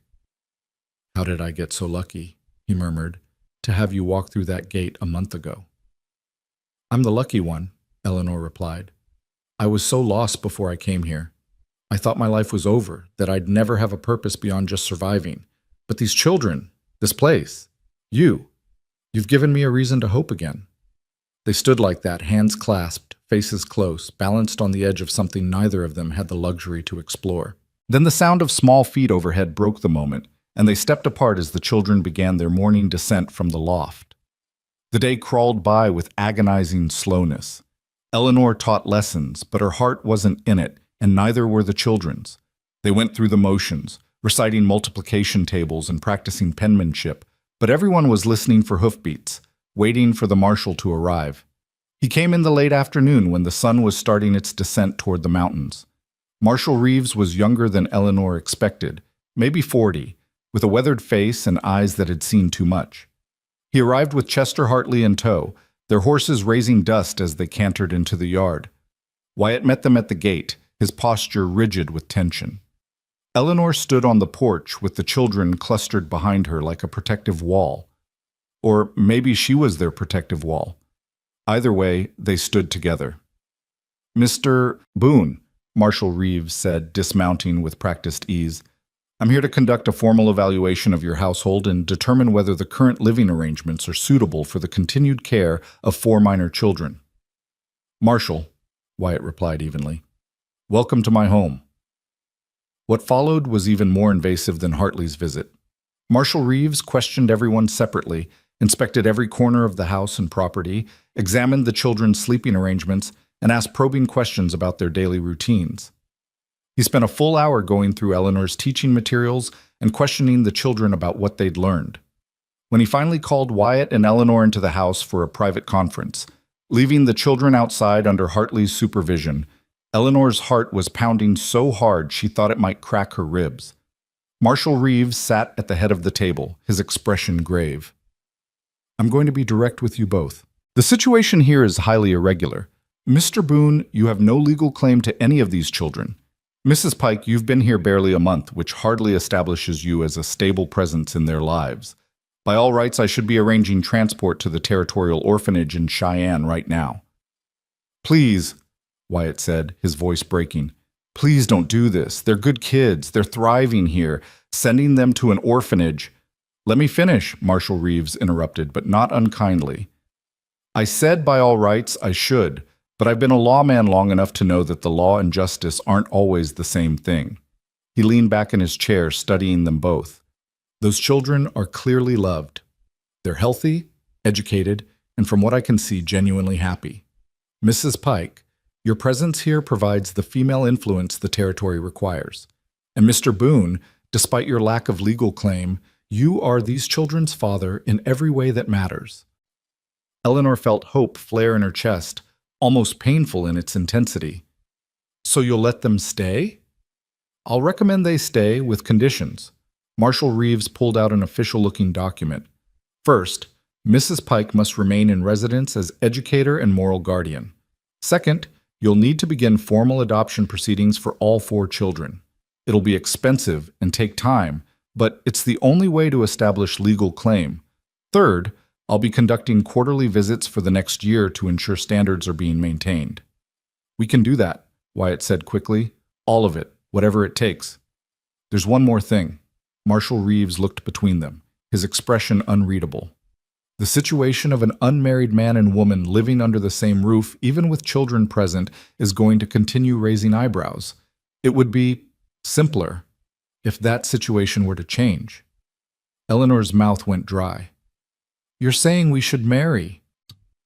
"I'm saying it would resolve a number of bureaucratic concerns and make my job considerably easier."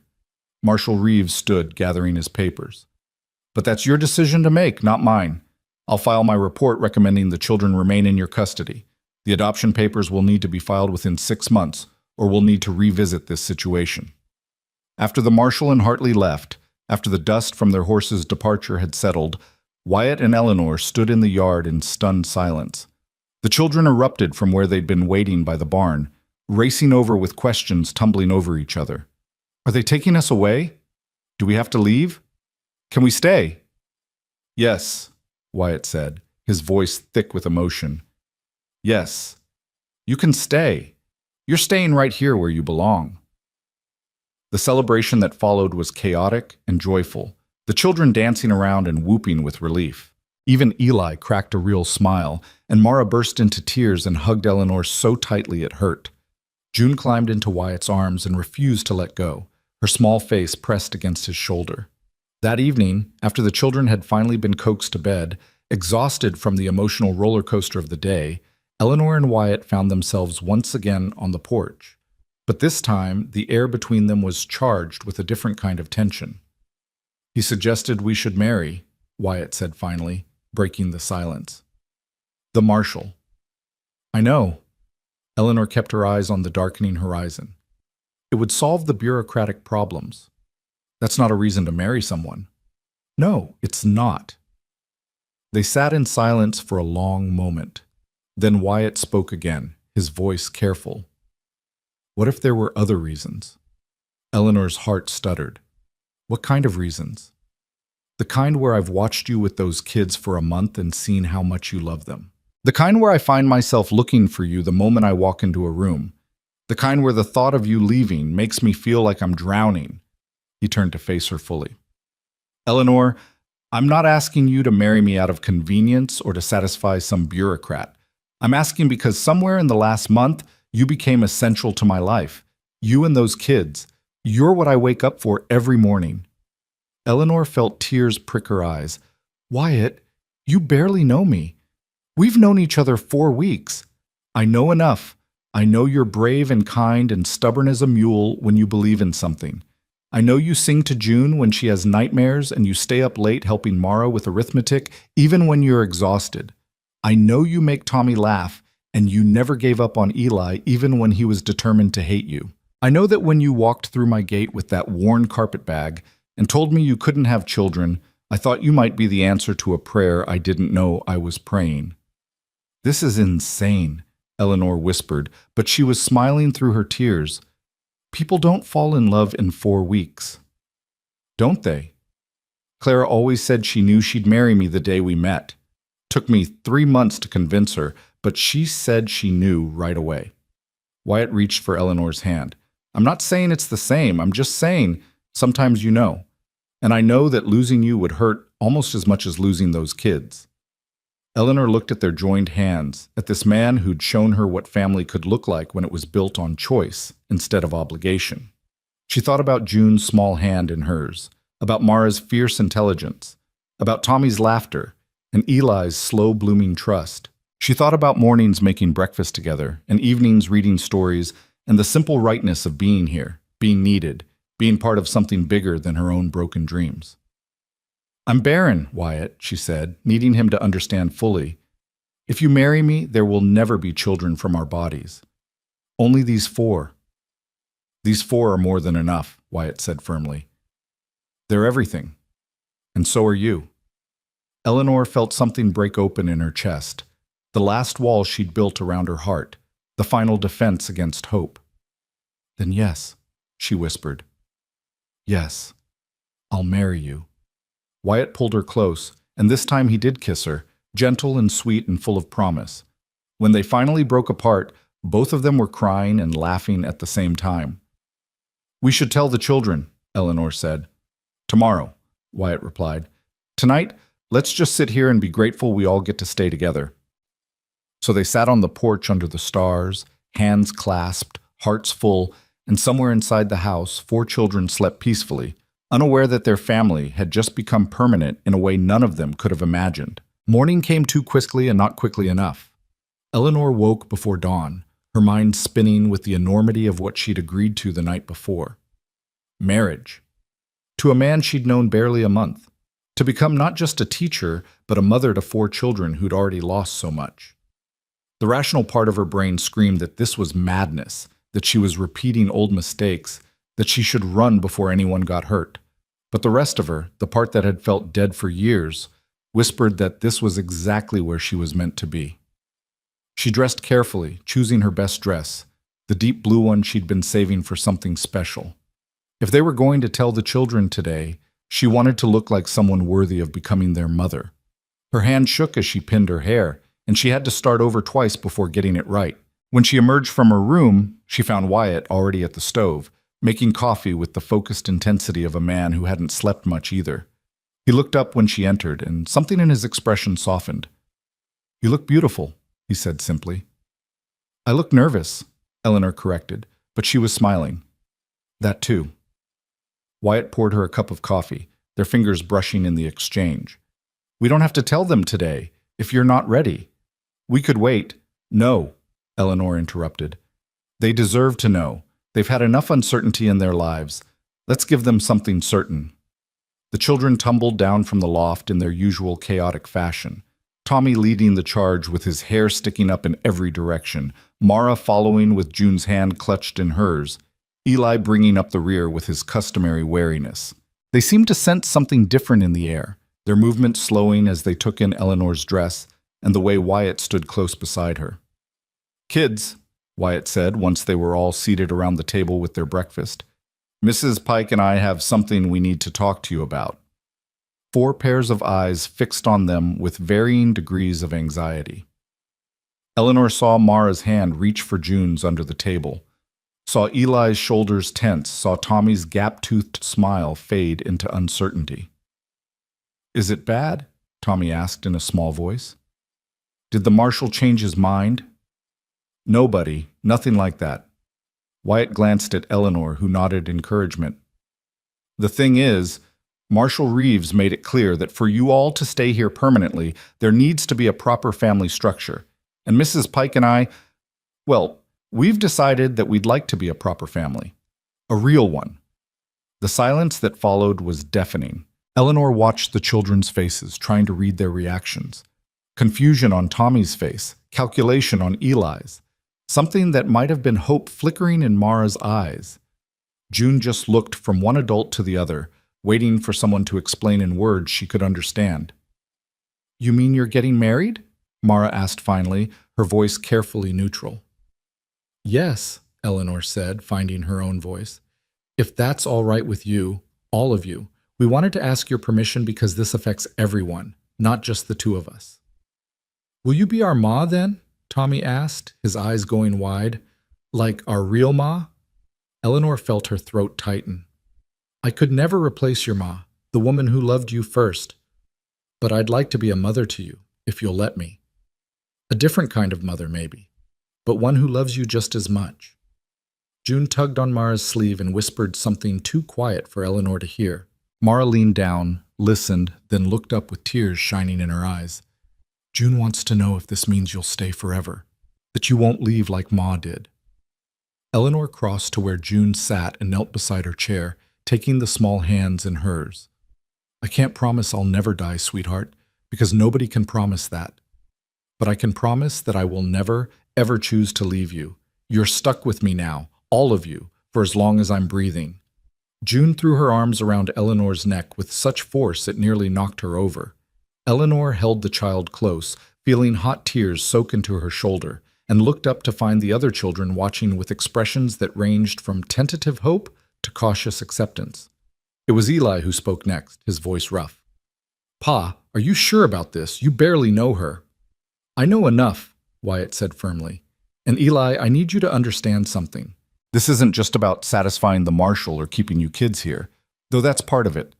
This is about building a real family. Mrs. Pike makes me happy. She makes all of us better, and life's too short and too hard to pass up a chance at happiness when it comes along." Eli studied them both for a long moment, his young face far too serious. Then, slowly, he nodded. "Ma would have liked her," he said quietly. "Ma would have wanted us to have someone who cared like Mrs. Pike does."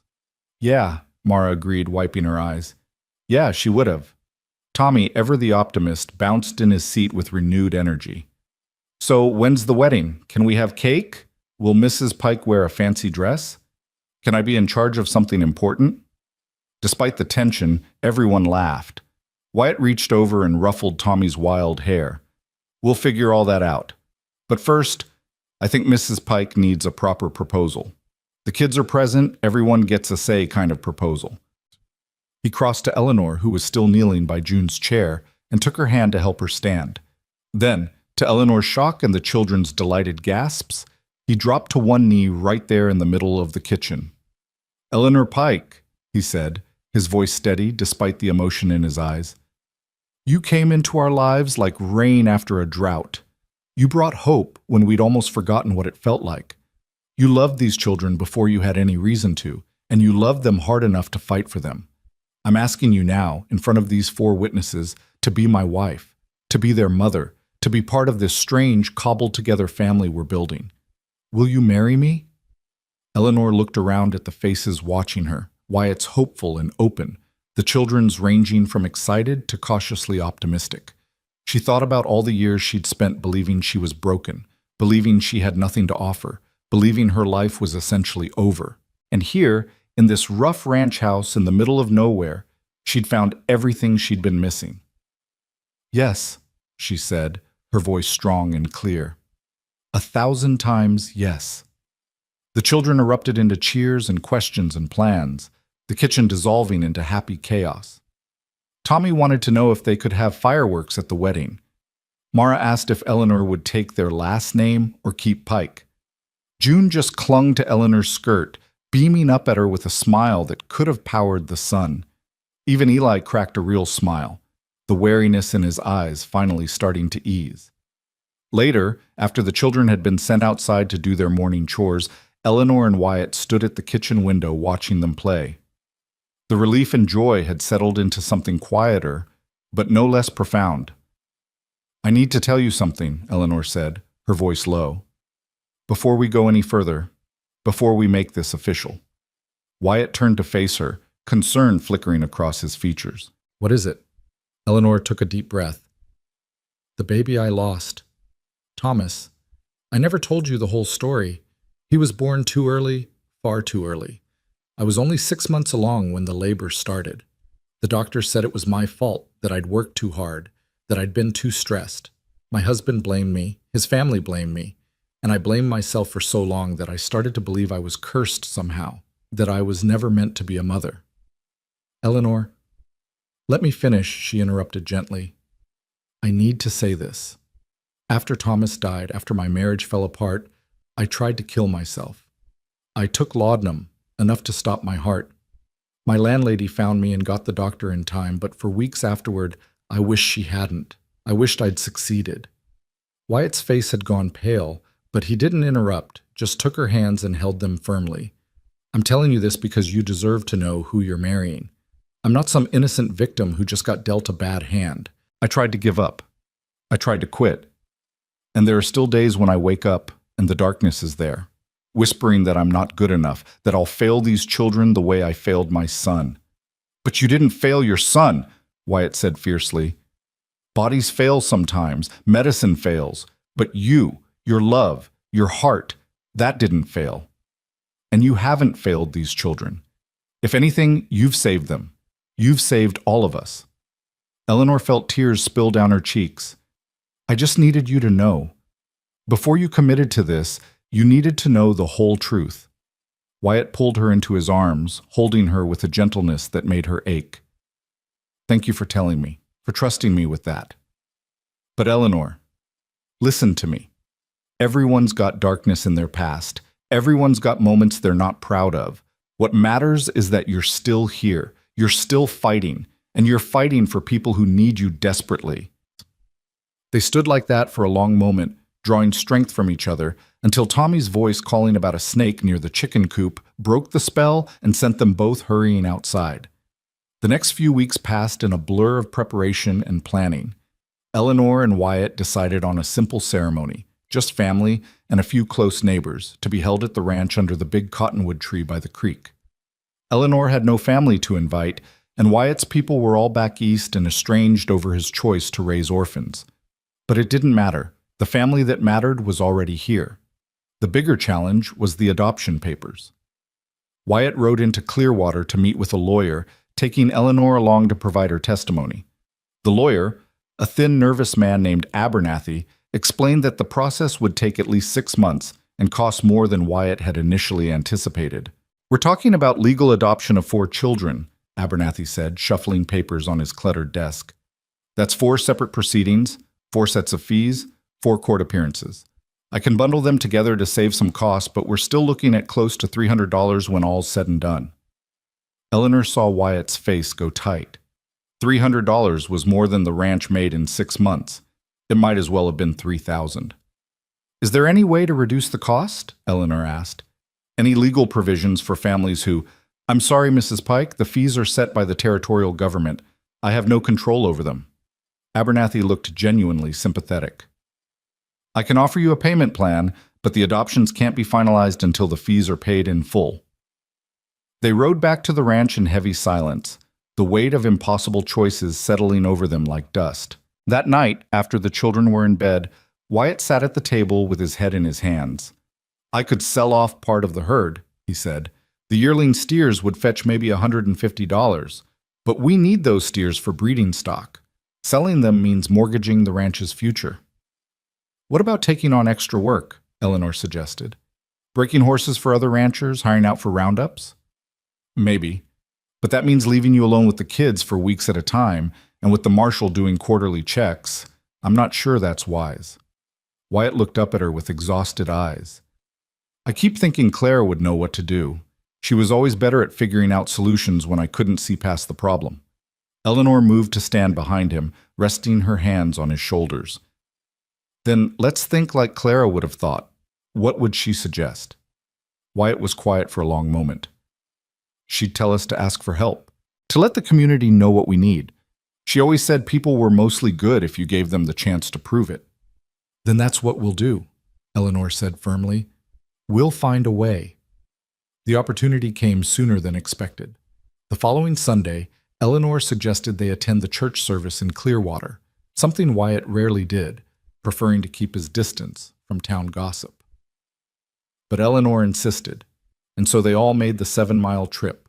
The children dressed in their best clothes, Wyatt in a clean shirt with his hair slicked back, Eleanor in her blue dress with her hair carefully pinned. The church was a simple wooden structure, packed with ranch families and townspeople who turned to stare as the Boone family filed in. Eleanor felt the weight of their gazes, heard the whispers that weren't quite quiet enough. The unmarried man and his school teacher, the orphan children, the scandal of it all. But she held her head high and kept her hand on June's shoulder as they found seats near the back. Wyatt sat beside her, Tommy on his other side, and for all the world they looked like exactly what they were, a family. The sermon was about charity and community, about bearing one another's burdens. Reverend Matthews, a kind-faced man with a shock of white hair, spoke about how the strength of a community was measured not by its wealth, but by how it cared for its most vulnerable members. After the service, as people milled around outside, Eleanor made a decision. She approached Reverend Matthews directly, Wyatt trailing behind her, looking uncertain. "Reverend, might I have a word?" "Of course, Mrs. Pike. And congratulations are in order, I understand. Mr. Boone spoke to me last week about performing your marriage ceremony." "Thank you, yes. That's actually what I wanted to discuss." Eleanor took a deep breath, aware of the people edging closer to listen. "Wyatt and I are getting married so we can provide a stable home for 4 children who desperately need one, but we've run into a difficulty.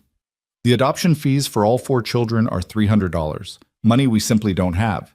We're not asking for charity, but if anyone in the community needs work done, or if there's any way to help us raise even part of that amount, we'd be grateful for the opportunity." The silence that followed was excruciating.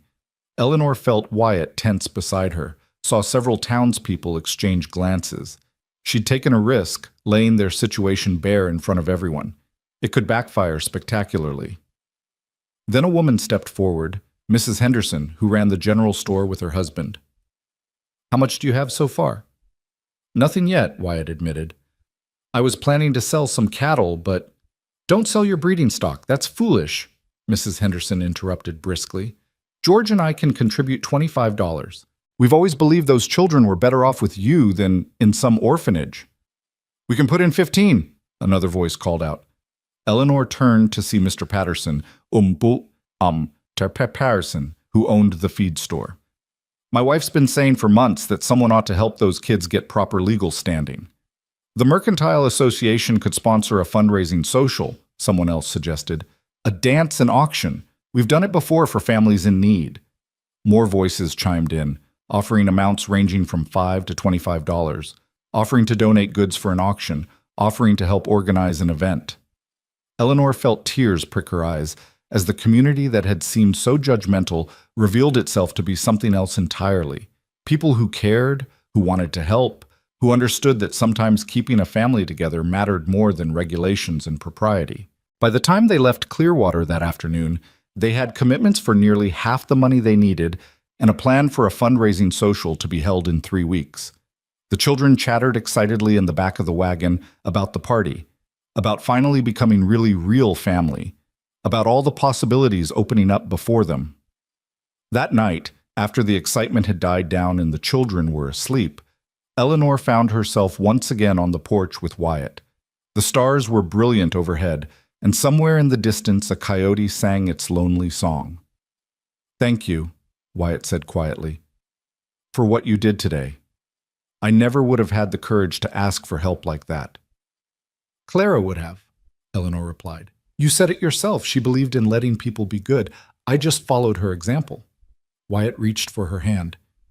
"You know, I think you two would have been friends." Clara had this way of seeing straight through to the heart of things, of knowing what mattered and what didn't.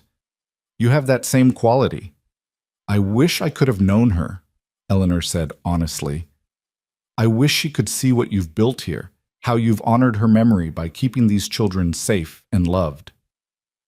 "She knows," Wyatt said with quiet certainty. "Wherever she is, she knows. And she's glad you're here."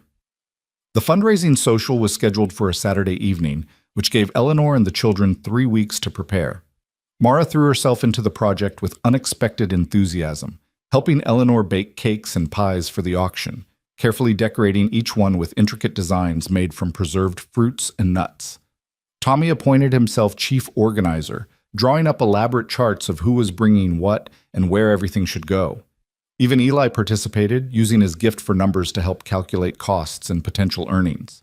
But it was June who surprised Eleanor most.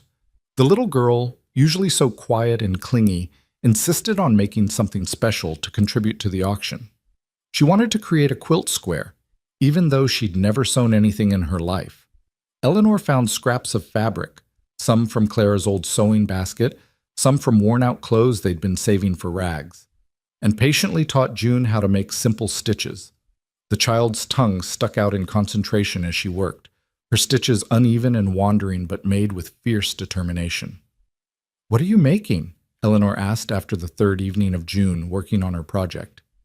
"A family," June announced, holding up her square. And there they were, rendered in crooked stitches and mismatched fabric, 6 stick figures holding hands, 2 tall ones, 4 shorter ones, a family built from scraps and love. Eleanor felt her eyes burn with tears. "It's perfect, sweetheart. It's absolutely perfect." 2 weeks before the social, disaster struck. Eleanor woke in the middle of the night to the sound of June screaming, a sound of pure terror that sent her stumbling from her room in her nightgown. She found the child in her loft bed, thrashing and burning with fever, her skin hot enough to blister. "Wyatt!" Eleanor called, her voice sharp with fear. "Wyatt, something's wrong with June." He was up and climbing the ladder in seconds, his face going pale when he touched June's forehead. "Jesus, she's burning up. How long has she been like this?" "I don't know. I just heard her scream." Eleanor gathered the child in her arms, feeling the way she trembled and shook. "We need to get her fever down. Cold water, cloths." "I'll ride for the doctor," Wyatt said, already moving toward the ladder. "Clearwater's 7 miles away, and it's the middle of the night. By the time you get there and back..." Eleanor's voice broke. She'd seen fevers like this before. She'd watched her own son burn with fever in those final days. "We need to cool her down now. Help me get her downstairs." What followed were the longest hours of Eleanor's life. They stripped June down to her underclothes and sponged her with cool water, trying to bring the fever down. The child drifted in and out of consciousness, sometimes calling for her mama. Not Eleanor, but Clara, the mother she'd lost 3 years ago. Sometimes she called for people whose names Eleanor didn't recognize, people from a past so early June probably didn't even remember them consciously.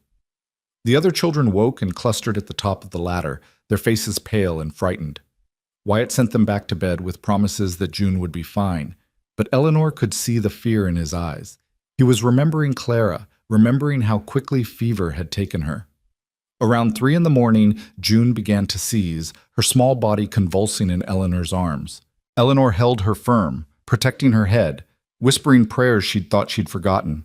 Wyatt stood frozen, his face ashen, clearly reliving the nightmare of losing someone else he loved. "Wyatt," Eleanor said sharply, "I need you here. I need you present. June needs both of us right now." Her words seemed to break through his paralysis. He crossed to them and took June's hand, holding it gently as the seizure passed and the child went limp and still. For one terrible moment, Eleanor thought they'd lost her. Then June took a shuddering breath, and another, and her eyes fluttered open. "Mama?" she whispered, looking at Eleanor with fever-glazed eyes. "I'm here, baby," Eleanor said, her voice breaking. "I'm right here." "Don't leave. Promise you won't leave." "Never. I promise. I'm staying right here." June's eyes drifted closed again, but this time she seemed to be sleeping rather than unconscious. Eleanor held her through the rest of the night, refusing to let go even when her arms went numb and her back ached from holding the same position.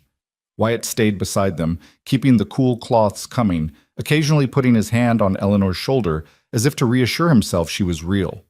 By dawn, the fever had broken. June woke properly, confused and weak, but clearly past the crisis. When Wyatt rode for the doctor at first light, it was for reassurance rather than emergency. Dr. Morrison made the trip out to the ranch and confirmed what Eleanor had suspected. June had come down with a bad case of ague, probably from playing too long in the creek. She'd be weak for a while, but she was past the worst of it. After the doctor left, Eleanor finally let herself collapse into a chair, shaking with exhaustion and delayed fear.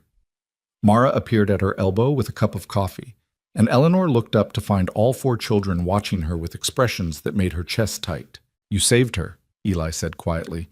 "When Pa froze up, you knew what to do. You saved her life." "Your Pa saved her too," Eleanor said firmly.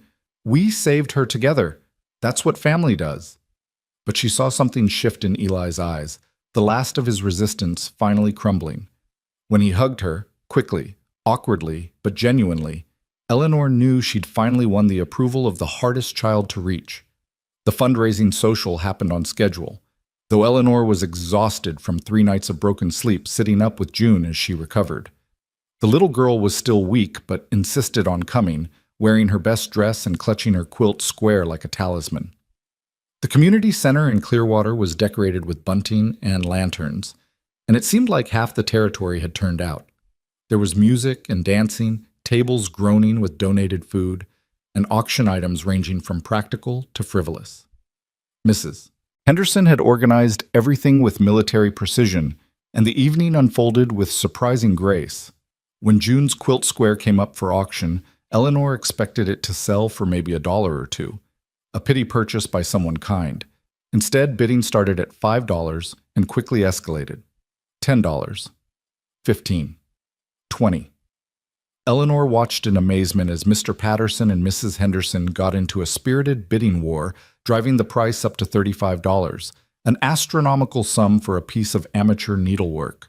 Mrs. Henderson won, and when she came to collect her prize, she knelt down to June's level. "This," she said, holding up the quilt square with its crooked family of stick figures, "is going to hang in the most prominent place in my store, because it shows what really matters in this life. Family, love, people fighting for each other. That's worth more than all the perfect stitching in the world." June beamed and threw her arms around Mrs. Henderson's neck, and Eleanor had to turn away to hide her tears. By the end of the night, they'd raised $420, more than enough for the adoption fees, with some left over for the ranch. People pressed money into Wyatt's hands, told him they were proud of what he was doing, told Eleanor they were glad she'd come to Bennett Valley. On the ride home, with the children dozing in the back of the wagon and the stars wheeling overhead, Wyatt reached for Eleanor's hand. "We did it," he said, his voice full of wonder. "We actually did it. The kids are going to be ours. Legally, officially, permanently ours." "We're going to be a real family," Eleanor agreed, "in every way that matters." The adoption proceedings were filed the following week, and Reverend Matthews agreed to perform their marriage ceremony in 2 weeks' time, just enough time for Eleanor to make herself a proper wedding dress from Fabric Mrs. Henderson donated and for the children to practice their roles in the ceremony. The night before the wedding, Eleanor sat with Mara on the porch, watching the sun set over the mountains. The girl had been quiet all day, and Eleanor sensed something weighing on her mind. "What is it, Mara? What's troubling you?" Mara was quiet for a long moment, picking at a loose thread on her skirt. "Tomorrow, when you marry Pa, you're really going to be our Ma. For real and forever." "That's right. And you won't change your mind, even if being a Ma is harder than you thought, even if we're difficult?" Eleanor pulled the girl close, understanding the fear beneath the questions. "Mara, listen to me. Being a mother is already hard. You've all been difficult at various points, and I haven't changed my mind yet, have I? No, Mara admitted. That's because love isn't something you change your mind about when it gets inconvenient. It's not a decision you make once and then have to keep remaking. It's just there, solid, permanent. Eleanor tilted Mara's face up to look at her. You are my daughter. All of you are my children. That became true the moment I decided it was true, and a wedding ceremony isn't going to make it any more real. It's just going to make it official. Mara's eyes filled with tears. I miss Ma sometimes. Clara, is that okay? Even though I love you too? Of course it's okay, Eleanor said gently. You should miss her. She was your first mother, and she loved you with all her heart. I'm not here to replace her or make you forget her. I'm just here to be a different kind of mother, one who knows about Clara and honors her memory by loving you the way she would have wanted you to be loved. They sat together as the last light faded from the sky, and Eleanor thought about the strange paths life took, the way broken things could be mended into something new and beautiful. Tomorrow, she would marry a man she'd known for barely 2 months. She would become mother to 4 children who'd started as strangers. She would build a family from pieces that shouldn't fit together, but somehow did. And for the first time in longer than she could remember, Eleanor felt certain she was exactly where she belonged. The morning of the wedding dawned clear and perfect, the kind of spring day that made Wyoming territory feel less like a harsh wilderness and more like a promise. Eleanor woke before sunrise, her stomach fluttering with nerves and anticipation. Through her window, she could see the cottonwood tree by the creek, where the ceremony would take place, its branches already leafed out and moving gently in the breeze. She dressed slowly in the quiet darkness, savoring these last moments of being just Eleanor Pike, schoolteacher and woman alone. By sunset, she would be Eleanor Boone, wife and mother, permanently woven into the fabric of this family she'd come to love so fiercely. The wedding dress she'd made was simple, cream-colored cotton with lace at the collar and cuffs, nothing fancy but clean and new and hers. She pinned her hair carefully, letting a few tendrils frame her face the way Mara had suggested, and stood before the cracked mirror in her room. The woman looking back at her was different from the one who'd arrived at this ranch 2 months ago. That woman had been hollow-eyed and defeated, carrying grief like a stone around her neck. This woman had color in her cheeks and light in her eyes. This woman had purpose. A soft knock on her door interrupted her reflection. Mrs. Pike? It was Mara's voice, tentative and sweet. Can we come in? Eleanor opened the door to find all 4 children clustered outside, freshly scrubbed and dressed in their Sunday best. Mara wore a dress that had been let down and taken in so many times it was more alteration than original garment, but she'd tucked wildflowers into her blonde braid and her face was glowing. Tommy had attempted to slick his wild hair down with water, though several cowlicks were already springing free. Eli stood with his hands shoved in his pockets, trying to look nonchalant but failing to hide his excitement. And June wore a new dress, the only truly new piece of clothing any of them owned, made from fabric Mrs. Henderson had insisted on providing, with a sash that matched the blue of Eleanor's eyes. You look beautiful, Mara breathed, and the other children nodded agreement. Eleanor felt tears threaten and blinked them back firmly. So do all of you. The most beautiful children in Wyoming territory, I'd wager. Pa's nervous, Tommy announced with the casual brutality of 7-year-olds. He tried to shave and cut himself twice. Eli had to finish for him. Eleanor smiled at the image. Is he ready? He's been ready since dawn, Eli said, and there was something warm in his voice that made Eleanor's heart squeeze. He's been standing by that tree for the past hour, like he's afraid it might run away. Then I suppose I shouldn't keep him waiting. Eleanor took a deep breath, suddenly aware of the enormity of the moment. Children, before we go out there, I need to say something. I need you to know that I'm not just marrying your father today. I'm choosing all of you. I'm promising all of you that I'll be here, that I'll fight for you, that I'll love you for the rest of my life. You understand that? 4 heads nodded solemnly. Then June stepped forward and took Eleanor's hand with the grave seriousness only a 4-year-old can muster. You're our mama now, for real and always. For real and always, Eleanor agreed, her voice thick with emotion. They walked down to the creek together, the children forming a small procession around Eleanor. Neighbors had already gathered under the cottonwood. Not many, perhaps 20 people total, but it felt like abundance. Mrs. Henderson was there with her husband, dabbing at her eyes with a handkerchief. Mr. Patterson and his wife stood with their 3 sons. Dr. Morrison had ridden out from Clearwater. Several ranching families Eleanor had met at the fundraising social clustered in small groups, smiling and nodding as she approached. And there, standing beneath the spreading branches of the ancient tree with Reverend Matthews beside him, was Wyatt. He wore a suit Eleanor had never seen before, borrowed probably, or pulled from storage where it had waited since his first wedding.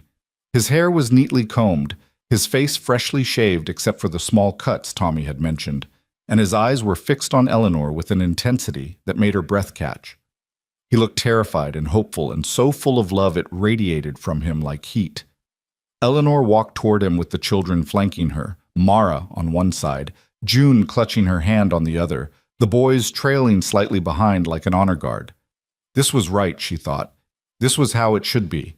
Not her father giving her away, but her children bringing her forward to build something new. When she reached Wyatt, he took both her hands in his, and she felt the slight tremor in his fingers. "You're shaking," she murmured. "Terrified," he admitted with a crooked smile. "What if I mess up the vows?" "Then we'll laugh about it later," Eleanor said. "This is just the ceremony, Wyatt. We've already been building the marriage for weeks." Reverend Matthews cleared his throat gently. "Shall we begin?" The ceremony was simple and brief, the words familiar but weighted with new meaning.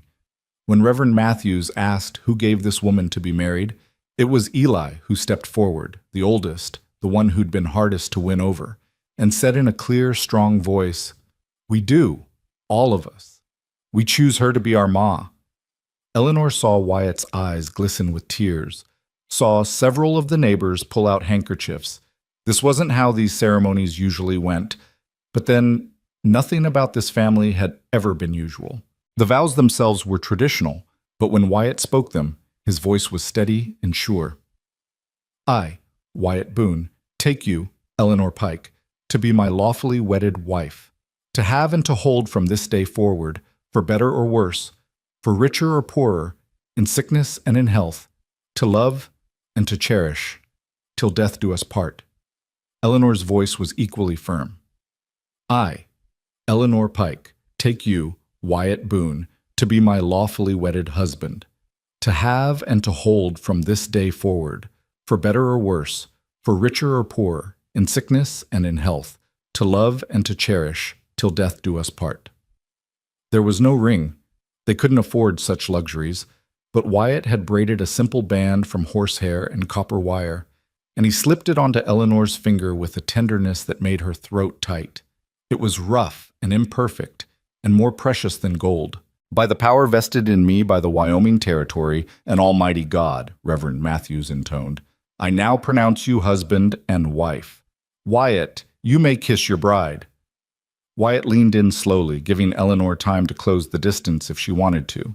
She did, meeting him halfway in a kiss that was gentle and sweet and full of promise. Around them, the small gathering erupted into applause and cheers, and the children rushed forward to embrace them both in a tangle of arms and laughter. Mrs. Henderson had organized a small reception, tables set up with food and drink, a fiddle player who struck up a cheerful tune, space cleared for dancing. Eleanor found herself swept from one conversation to another, accepting congratulations and well wishes, watching Wyatt do the same with an ease that surprised her. He was smiling more than she'd ever seen him smile. The weight of worry temporarily lifted from his shoulders. When the fiddle player started a waltz, Wyatt found Eleanor and pulled her into the cleared space. "I should warn you," he said as they began to move. "I'm not much of a dancer." "Neither am I," Eleanor admitted. "We'll stumble through together." They did stumble, both of them laughing when Wyatt stepped on her foot and when Eleanor lost the rhythm entirely. But they held each other close and swayed to the music, and Eleanor felt a happiness so complete it was almost painful. "Thank you," Wyatt murmured against her hair, "for saying yes, for staying, for loving them." "Thank you for letting me," Eleanor replied, "for seeing me as more than my failures, for giving me a family when I thought I'd never have one." They danced 3 more dances before the children demanded their turns. Eleanor waltzed with each of them in succession, Eli stiff and formal, Mara giggling and graceful, Tommy enthusiastic but chaotic, and June standing on Eleanor's feet and letting herself be carried around. By the end, Eleanor was breathless and laughing, her careful hairstyle coming undone, her dress dusty from the hem, and she'd never felt more beautiful in her life. As the sun began its descent toward the mountains, the guests started to depart, offering final congratulations and promises to visit soon. Mrs. Henderson pressed a package into Eleanor's hands. A wedding gift. Don't open it until tonight. And Dr. Morrison reminded them he'd be back in 2 weeks to check on June's recovery. Mr. Patterson shook Wyatt's hand and said gruffly, "You did good, Boone, real good." Finally, it was just the 6 of them, the newly formed Boone family, standing in the golden evening light beneath their cottonwood tree. The children were wound up from the excitement, talking over each other about the ceremony and the dancing and who had eaten the most cake. "All right, you wild things," Wyatt said with mock sternness. "Time to settle down. We've got chores to do before full dark, wedding day or not." The children scattered to their tasks with surprising willingness, leaving Eleanor and Wyatt alone for a moment. He pulled her close, resting his chin on top of her head, and they stood together listening to the creek and the evening birdsong and the distant sound of the children's voices. "This is real now," Eleanor said softly. "We're really doing this." "We've been doing this since the day you arrived," Wyatt replied. "This just makes it official." That evening, after a supper of leftovers from the reception, and after the children had been corralled into washing up and changing into nightclothes, the family gathered in the main room. It had become their ritual, this time together before bed when the day's work was done and they could just be together. Eleanor settled into the rocking chair with June in her lap, the little girl already drowsy and thumb firmly planted in mouth. Mara sat at Eleanor's feet, leaning against her legs. The boys sprawled on the floor near Wyatt's chair, and for a moment Eleanor just looked at all of them, memorizing this tableau of her family. "Mrs."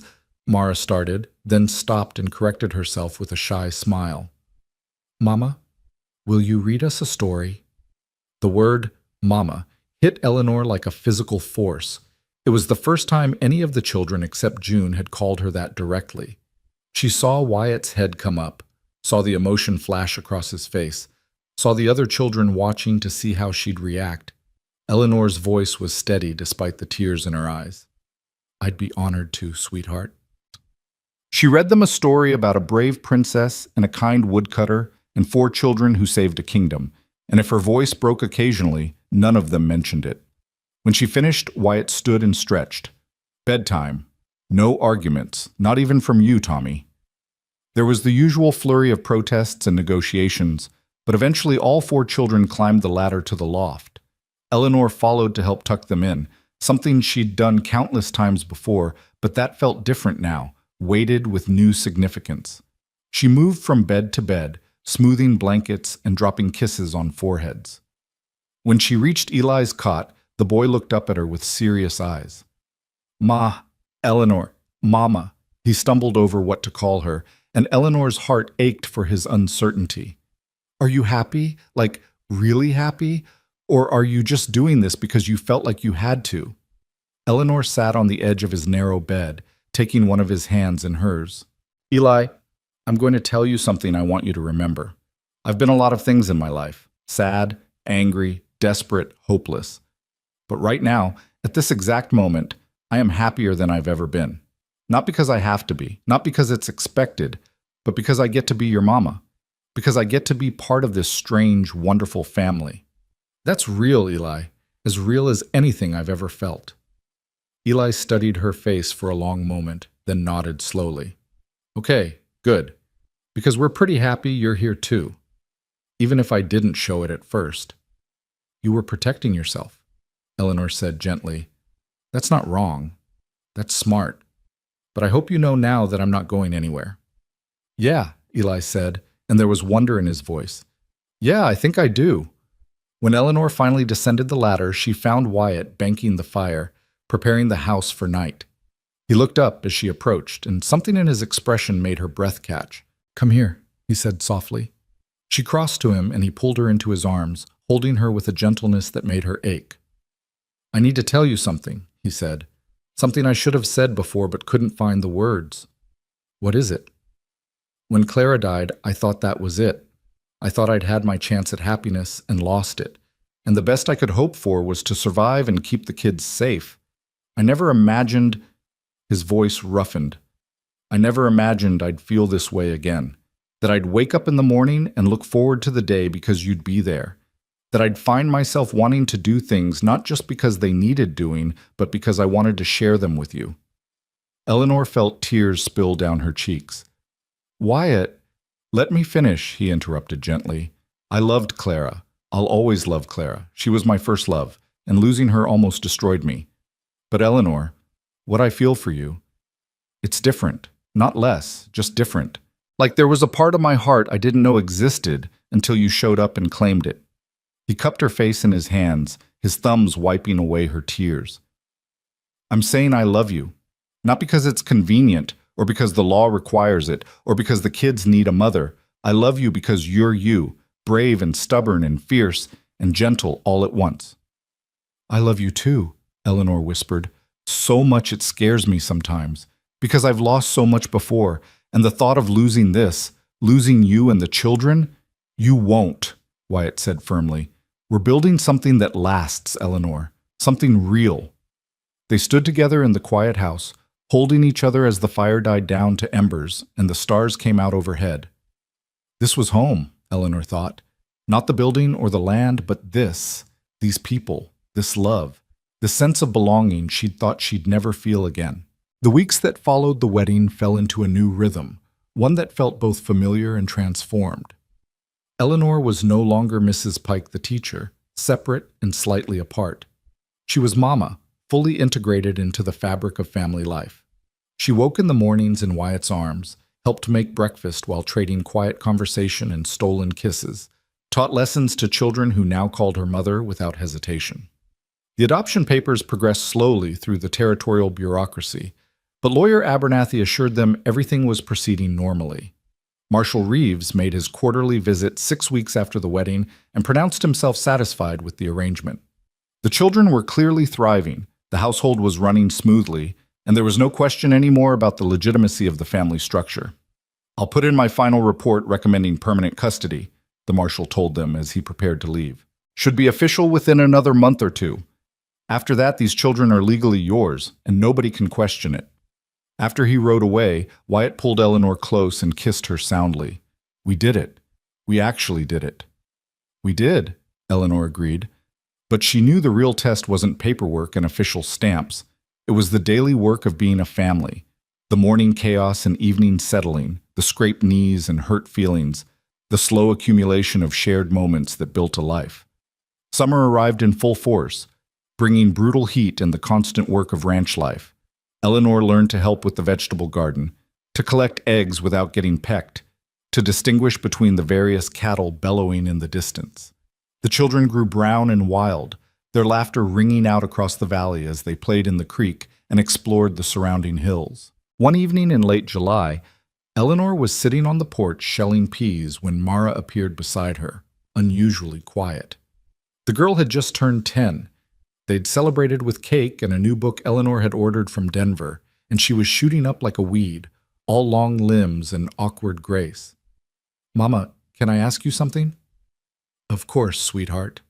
Mara was quiet for a moment, watching her hands as she helped with the peas. Do you ever miss your old life before you came here? Eleanor considered the question carefully. Sometimes I miss certain things. There was a bakery in Denver that made the most wonderful cinnamon rolls, and I had a friend, another teacher, who made me laugh until my sides hurt.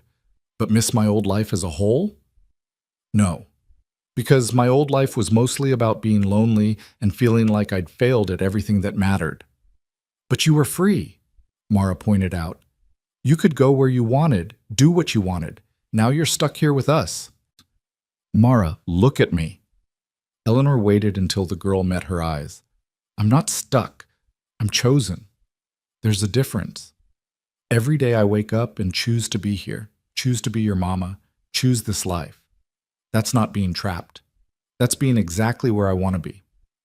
Even when Tommy drives you crazy with his questions, even when June has nightmares and keeps you up half the night, even when I'm moody and difficult, Eleanor smiled and pulled the girl close.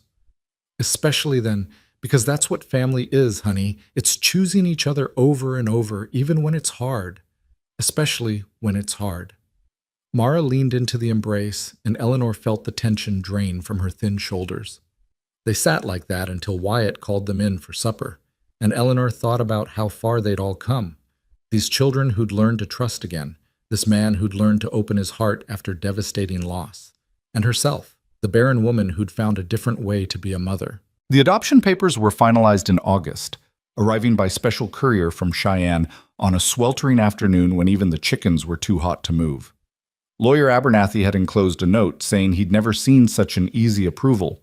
Apparently, Marshal Reeves's recommendation had carried significant weight, and several prominent citizens' testimonials had helped seal the decision. Wyatt read the official documents aloud to the family, his voice catching as he reached the final declaration. Be it known that Eli James Boone, Mara Louise Boone, Thomas William Boone, and June Marie Boone are hereby declared the legal children of Wyatt Robert Boone and Eleanor Mary Boone, with all rights and privileges thereof. The children erupted into cheers and questions, talking over each other in their excitement. But it was June who summed up what it meant most simply, climbing into Eleanor's lap and announcing with great satisfaction, "Now we're a real family, forever and ever." "Forever and ever," Eleanor agreed, holding the child close and looking around at the faces of her family, her husband, her children, the life she'd built from broken pieces and stubborn hope. That night, after the excitement had died down and the children were finally asleep, Eleanor stood at the window of the bedroom she now shared with Wyatt, looking out at the mountains silhouetted against the starlit sky. She thought about the woman who'd arrived here 6 months ago, hollow-eyed and defeated, believing her life was essentially over at 28. That woman had been so lost, so certain that her barrenness defined her, that her inability to bear children meant she was fundamentally broken. But she'd been wrong about what it meant to be a mother. Being a mother wasn't about blood or biology or carrying a child in your womb. It was about showing up every day. It was about wiping tears and teaching lessons and fighting off nightmares. It was about choosing to love children who needed loving, about building a family from whatever pieces life gave you. She felt Wyatt's arm slip around her waist from behind, his chin coming to rest on her shoulder. "What are you thinking about?" "About how Clara would have loved seeing this, seeing them so happy, so secure, seeing the family you built for her living and thriving." "The family we built," Wyatt corrected gently. "You're as much a part of this as she was, different but equal. You gave these kids something they desperately needed, proof that love could come again after loss. That opening your heart wasn't a betrayal of the past, but an honoring of it." Eleanor turned in his arms to face him. "I used to think my life was over when I couldn't have children. I thought that was my whole purpose, and without it, I was just taking up space, waiting to die. And now? Now I know that my son, Thomas, he wasn't my failure. He was my teacher. He taught me about love and loss and the preciousness of every moment. And that pain, as terrible as it was, prepared me to be the mother these 4 children needed. Someone who understood grief. Someone who knew what it felt like to be broken and still find reasons to keep living." She smiled through sudden tears. "I think maybe Thomas would be proud of me, of us, of this family we've made." Wyatt kissed her forehead, her cheeks, her lips. "I know he would be, just like Clara is, just like everyone who ever loved us is proud of what we've built here." They stood together in the darkness, drawing strength from each other the way they'd learned to do over these months of building a life together. Outside, a storm was rolling in from the mountains, bringing the promise of rain and the sharp scent of ozone. Inside, their children slept peacefully, secure in the knowledge that they were loved and wanted and would never be abandoned again. The autumn that followed was the most beautiful Eleanor had ever experienced. The cottonwoods turned gold, the air grew crisp and clear, and the ranch settled into the rhythms of harvest and preparation for winter. Eleanor taught the children their lessons in the mornings and worked alongside them and Wyatt in the afternoons, learning the 1,000 small skills that made up ranch life. She learned to preserve vegetables and fruits for the winter, filling the cellar with jars of beans and tomatoes and peaches. She learned to render lard and make soap, to card wool and start a quilt. Mrs. Henderson became a regular visitor, teaching Eleanor the practical skills she'd never needed in her old life but were essential now. The children continued to grow and change in ways that filled Eleanor with pride. Eli had shot up several inches over the summer and was becoming a real help to Wyatt with the heavier work. His gift for numbers had evolved into a talent for ranch management, and he'd started keeping meticulous records of the cattle and horses. Mara had discovered a passion for drawing, filling slate after slate with sketches of the landscape and animals in her family. Tommy remained his exuberant self, but he developed a surprising gift for storytelling, entertaining them all at dinner with elaborate tales of his day's adventures. And June, no longer the tiny waif Eleanor had first met, was growing into a sturdy, confident little girl who tagged along with her older siblings and held her own in their games. One evening in October, when the first snow was dusting the mountain peaks and the air carried the promise of winter, the family gathered around the fire after supper. Wyatt was carving a new handle for a tool that had broken. The children were supposed to be doing their evening chores, and Eleanor was mending by lamplight. June appeared at Eleanor's elbow, her small face serious. "Mama, I need to tell you something." "What is it, sweetheart?" "I don't remember my first mama, the one who had me in her tummy." June's dark eyes were troubled. Eli and Mara and Tommy, they remember their first mamas and papas, but I don't remember anyone before Ma Clara. Does that make me bad? Eleanor set down her mending and pulled the child into her lap. "Oh, honey, no, that doesn't make you bad. You were so little when you came to this family, just a tiny baby. It's natural that you don't remember before that. But sometimes I feel sad about it, like I'm missing something important."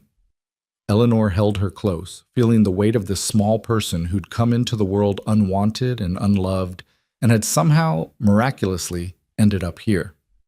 "You know what I think? I think maybe your first mama loved you so much that she knew she couldn't take care of you the way you deserved. So she brought you somewhere safe, somewhere she knew you'd be found by people who could love you properly. That took courage, June. She could have made other choices, harder choices, but she chose to give you a chance at a good life." "You really think so?" "I do. And I think she'd be so proud if she could see you now, healthy and happy and loved by a whole family who'd fight dragons for you." June considered this for a moment, then nodded slowly. "I'm glad she brought me here, because now I have you and Pa and Mara and Eli and Tommy. That's a lot of people to love me." "That's right. You're very rich in love, June Marie Boone." The child beamed at the use of her full legal name, the one that made her officially part of this family. She snuggled deeper into Eleanor's arms and announced, "I think I'm the luckiest girl in Wyoming." "I think," Eleanor replied, kissing the top of her head, "that we're all pretty lucky." Winter came hard and fast that year, blanketing the valley in snow by mid-November and keeping them housebound for days at a time. But the house was tight and well-provisioned, and somehow the forced closeness only strengthened their bonds.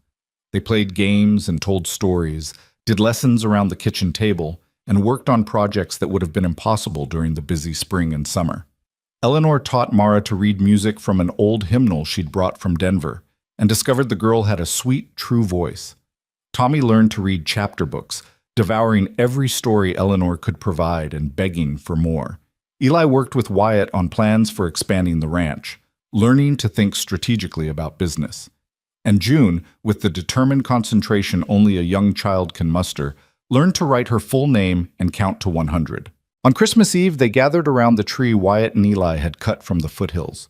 A scrubby juniper that looked half dead, but that the children had decorated with strings of popcorn and paper chains and dried apple slices. There were no store-bought presents, but everyone had made something for each other.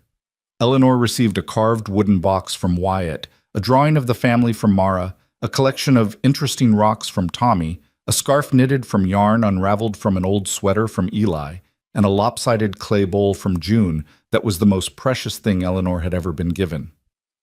After the children were finally asleep, giddy with excitement and sugar from the cookies they'd made, Eleanor and Wyatt sat by the dying fire, holding hands and watching the play of light on the walls. "This time last year," Wyatt said quietly, "I was wondering if I'd make it to spring. Wondering if I had the strength to keep going without Clara, to keep fighting for kids who weren't even legally mine. The loneliness was eating me alive. And now? Now I have you. I have them, really and truly and legally. I have a reason to get up every morning that isn't just grim determination. He turned to face her fully. Eleanor, you saved us. All of us. This family would have fallen apart without you. We saved each other, Eleanor corrected. I was just as lost as you were, just as certain my life was over, and then I walked through that gate and you smiled and said my barrenness was good because you had enough kids for both of us. Do you remember that? How could I forget? It was the truest thing I'd ever said. Wyatt pulled her close. You want to know something? When I saw you standing there with your carpet bag and your worn dress and your eyes full of hurt, something in me recognized something in you. I thought, here's someone who understands loss. Here's someone who might understand us. You were right, Eleanor whispered. I did understand. I do understand. And I thank God every day that I had the courage to stay. They sat together until the fire burned down to ash, until the house was cold enough that they needed to retreat to their bedroom and the warmth of shared blankets. As Eleanor drifted off to sleep in her husband's arms, she thought about the long road that had brought her here, the pain and loss and desperation that had felt like the end of everything. But it hadn't been the end. It had been preparation. Every moment of grief had been teaching her how to hold space for other people's pain. Every moment of loneliness had been showing her how precious connection was. Every moment of believing she was worthless had been preparing her to see value in children the world had discarded. She'd come to this ranch believing she had nothing to offer, but she'd been wrong. She'd had everything to offer, just not in the way she'd imagined. Spring returned to Bennett Valley with its usual dramatic flair. The snow melting in rushing torrents, the grass exploding into green, the cottonwoods budding out almost overnight. The Boone family emerged from their winter hibernation like bears from a den, blinking in the sudden brightness and eager to be outside again. On a morning in late April, Eleanor stood in the yard watching the children play while Wyatt worked with a young horse in the corral. June was turning 5 next week, and the baby roundness was leaving her face, revealing the person she'd become, confident, curious, deeply loved. Mara, at 10, was on the cusp of adolescence, her body beginning to change in ways that both excited and frightened her. Tommy, 8 now, was missing both front teeth and looked like a jack-o'-lantern when he grinned. And Eli, who just celebrated his 13th birthday, was nearly as tall as Wyatt and developing the rangy strength of young manhood. They were growing up so fast, these children of hers. Soon enough, they'd be adults, making their own choices, building their own lives. The thought should have been frightening. After all, she'd only had them for a little over a year. But instead, Eleanor felt a quiet pride. She and Wyatt were giving them the tools they'd need: education, love, confidence, the knowledge that they were valued and wanted. Mrs. Henderson came riding up the valley road, her horse picking its way carefully through the mud left by the spring melt. She dismounted at the gate and hurried over to Eleanor with obvious excitement. "I have news," she announced without preamble. "The territorial legislature just passed a new law. It establishes formal protections for adopted children, says they have the same legal rights as biological children, that they can inherit property, that they can't be taken away once adoption is finalized except in cases of extreme abuse or neglect." Eleanor felt her knees go weak with relief. So the children are completely safe now? No one can question their place in this family? No one, Mrs. Henderson confirmed. They're as much yours as if you'd given birth to them. The law recognizes that now, officially and permanently. That evening, Eleanor shared the news with the family. The children didn't fully understand the legal implications, but they understood the important part. They were safe. They were permanent. They were home. As summer arrived and the ranch burst into full productivity, Eleanor found herself thinking often about the journey that had brought them all to this point. She thought about this woman she'd been, broken, hopeless, convinced her life was over at 28. She thought about the children who'd been cast off by the world, labeled as unwanted or too difficult or simply inconvenient. She thought about Wyatt, trying to honor his dying wife's wishes while facing a system determined to tear his family apart. And she thought about how they'd all saved each other. Not in some grand, dramatic way, but through the steady accumulation of ordinary moments, through breakfast made and lessons taught, and stories read and nightmares soothed, through patience and persistence, and the stubborn refusal to give up on love, even when love seemed impossible. On an evening in June, exactly 1 year after Eleanor and Wyatt had married under the cottonwood tree, the family gathered there again for a celebration. They'd invited their neighbors and friends, and the yard was full of people eating and laughing and dancing to fiddle music. At one point, Eleanor found herself standing slightly apart, watching it all with a sense of wonder. This was her life now. These were her people. This family that shouldn't exist, that had been cobbled together from loss and desperation and sheer stubborn hope, was thriving. Wyatt appeared at her side and slipped an arm around her waist. "Happy anniversary, Mrs. Boone." "Happy anniversary," Eleanor replied. "Thank you for taking a chance on a barren schoolteacher with a worn carpetbag and too much grief. Thank you for taking a chance on a cowboy with 4 wild kids and no idea what he was doing." Wyatt pulled her close. "You know what I realized today? A year ago, I thought we were getting married to save the children, to satisfy the law and keep the family together, but that's not really why we did it." "No?" "No. We did it because somewhere in those first few weeks we fell in love. Not with the idea of being a family, but with each other. The children were the excuse. The reason was us." He kissed her temple. "Best decision I ever made, asking you to marry me." "Second best decision," Eleanor corrected with a smile. "The best was opening your door to those 4 children in the first place." "Fair enough," Wyatt laughed. "Come on, our kids are waiting for us to cut the anniversary cake." They walked back toward the celebration together, hand in hand, and Eleanor felt a completeness she'd never imagined possible. She'd spent so many years believing that her inability to bear children defined her, that it made her less than whole. But she understood now that she'd been wrong about everything. Motherhood wasn't about biology. It was about choice. It was about showing up every day and loving children who needed loving.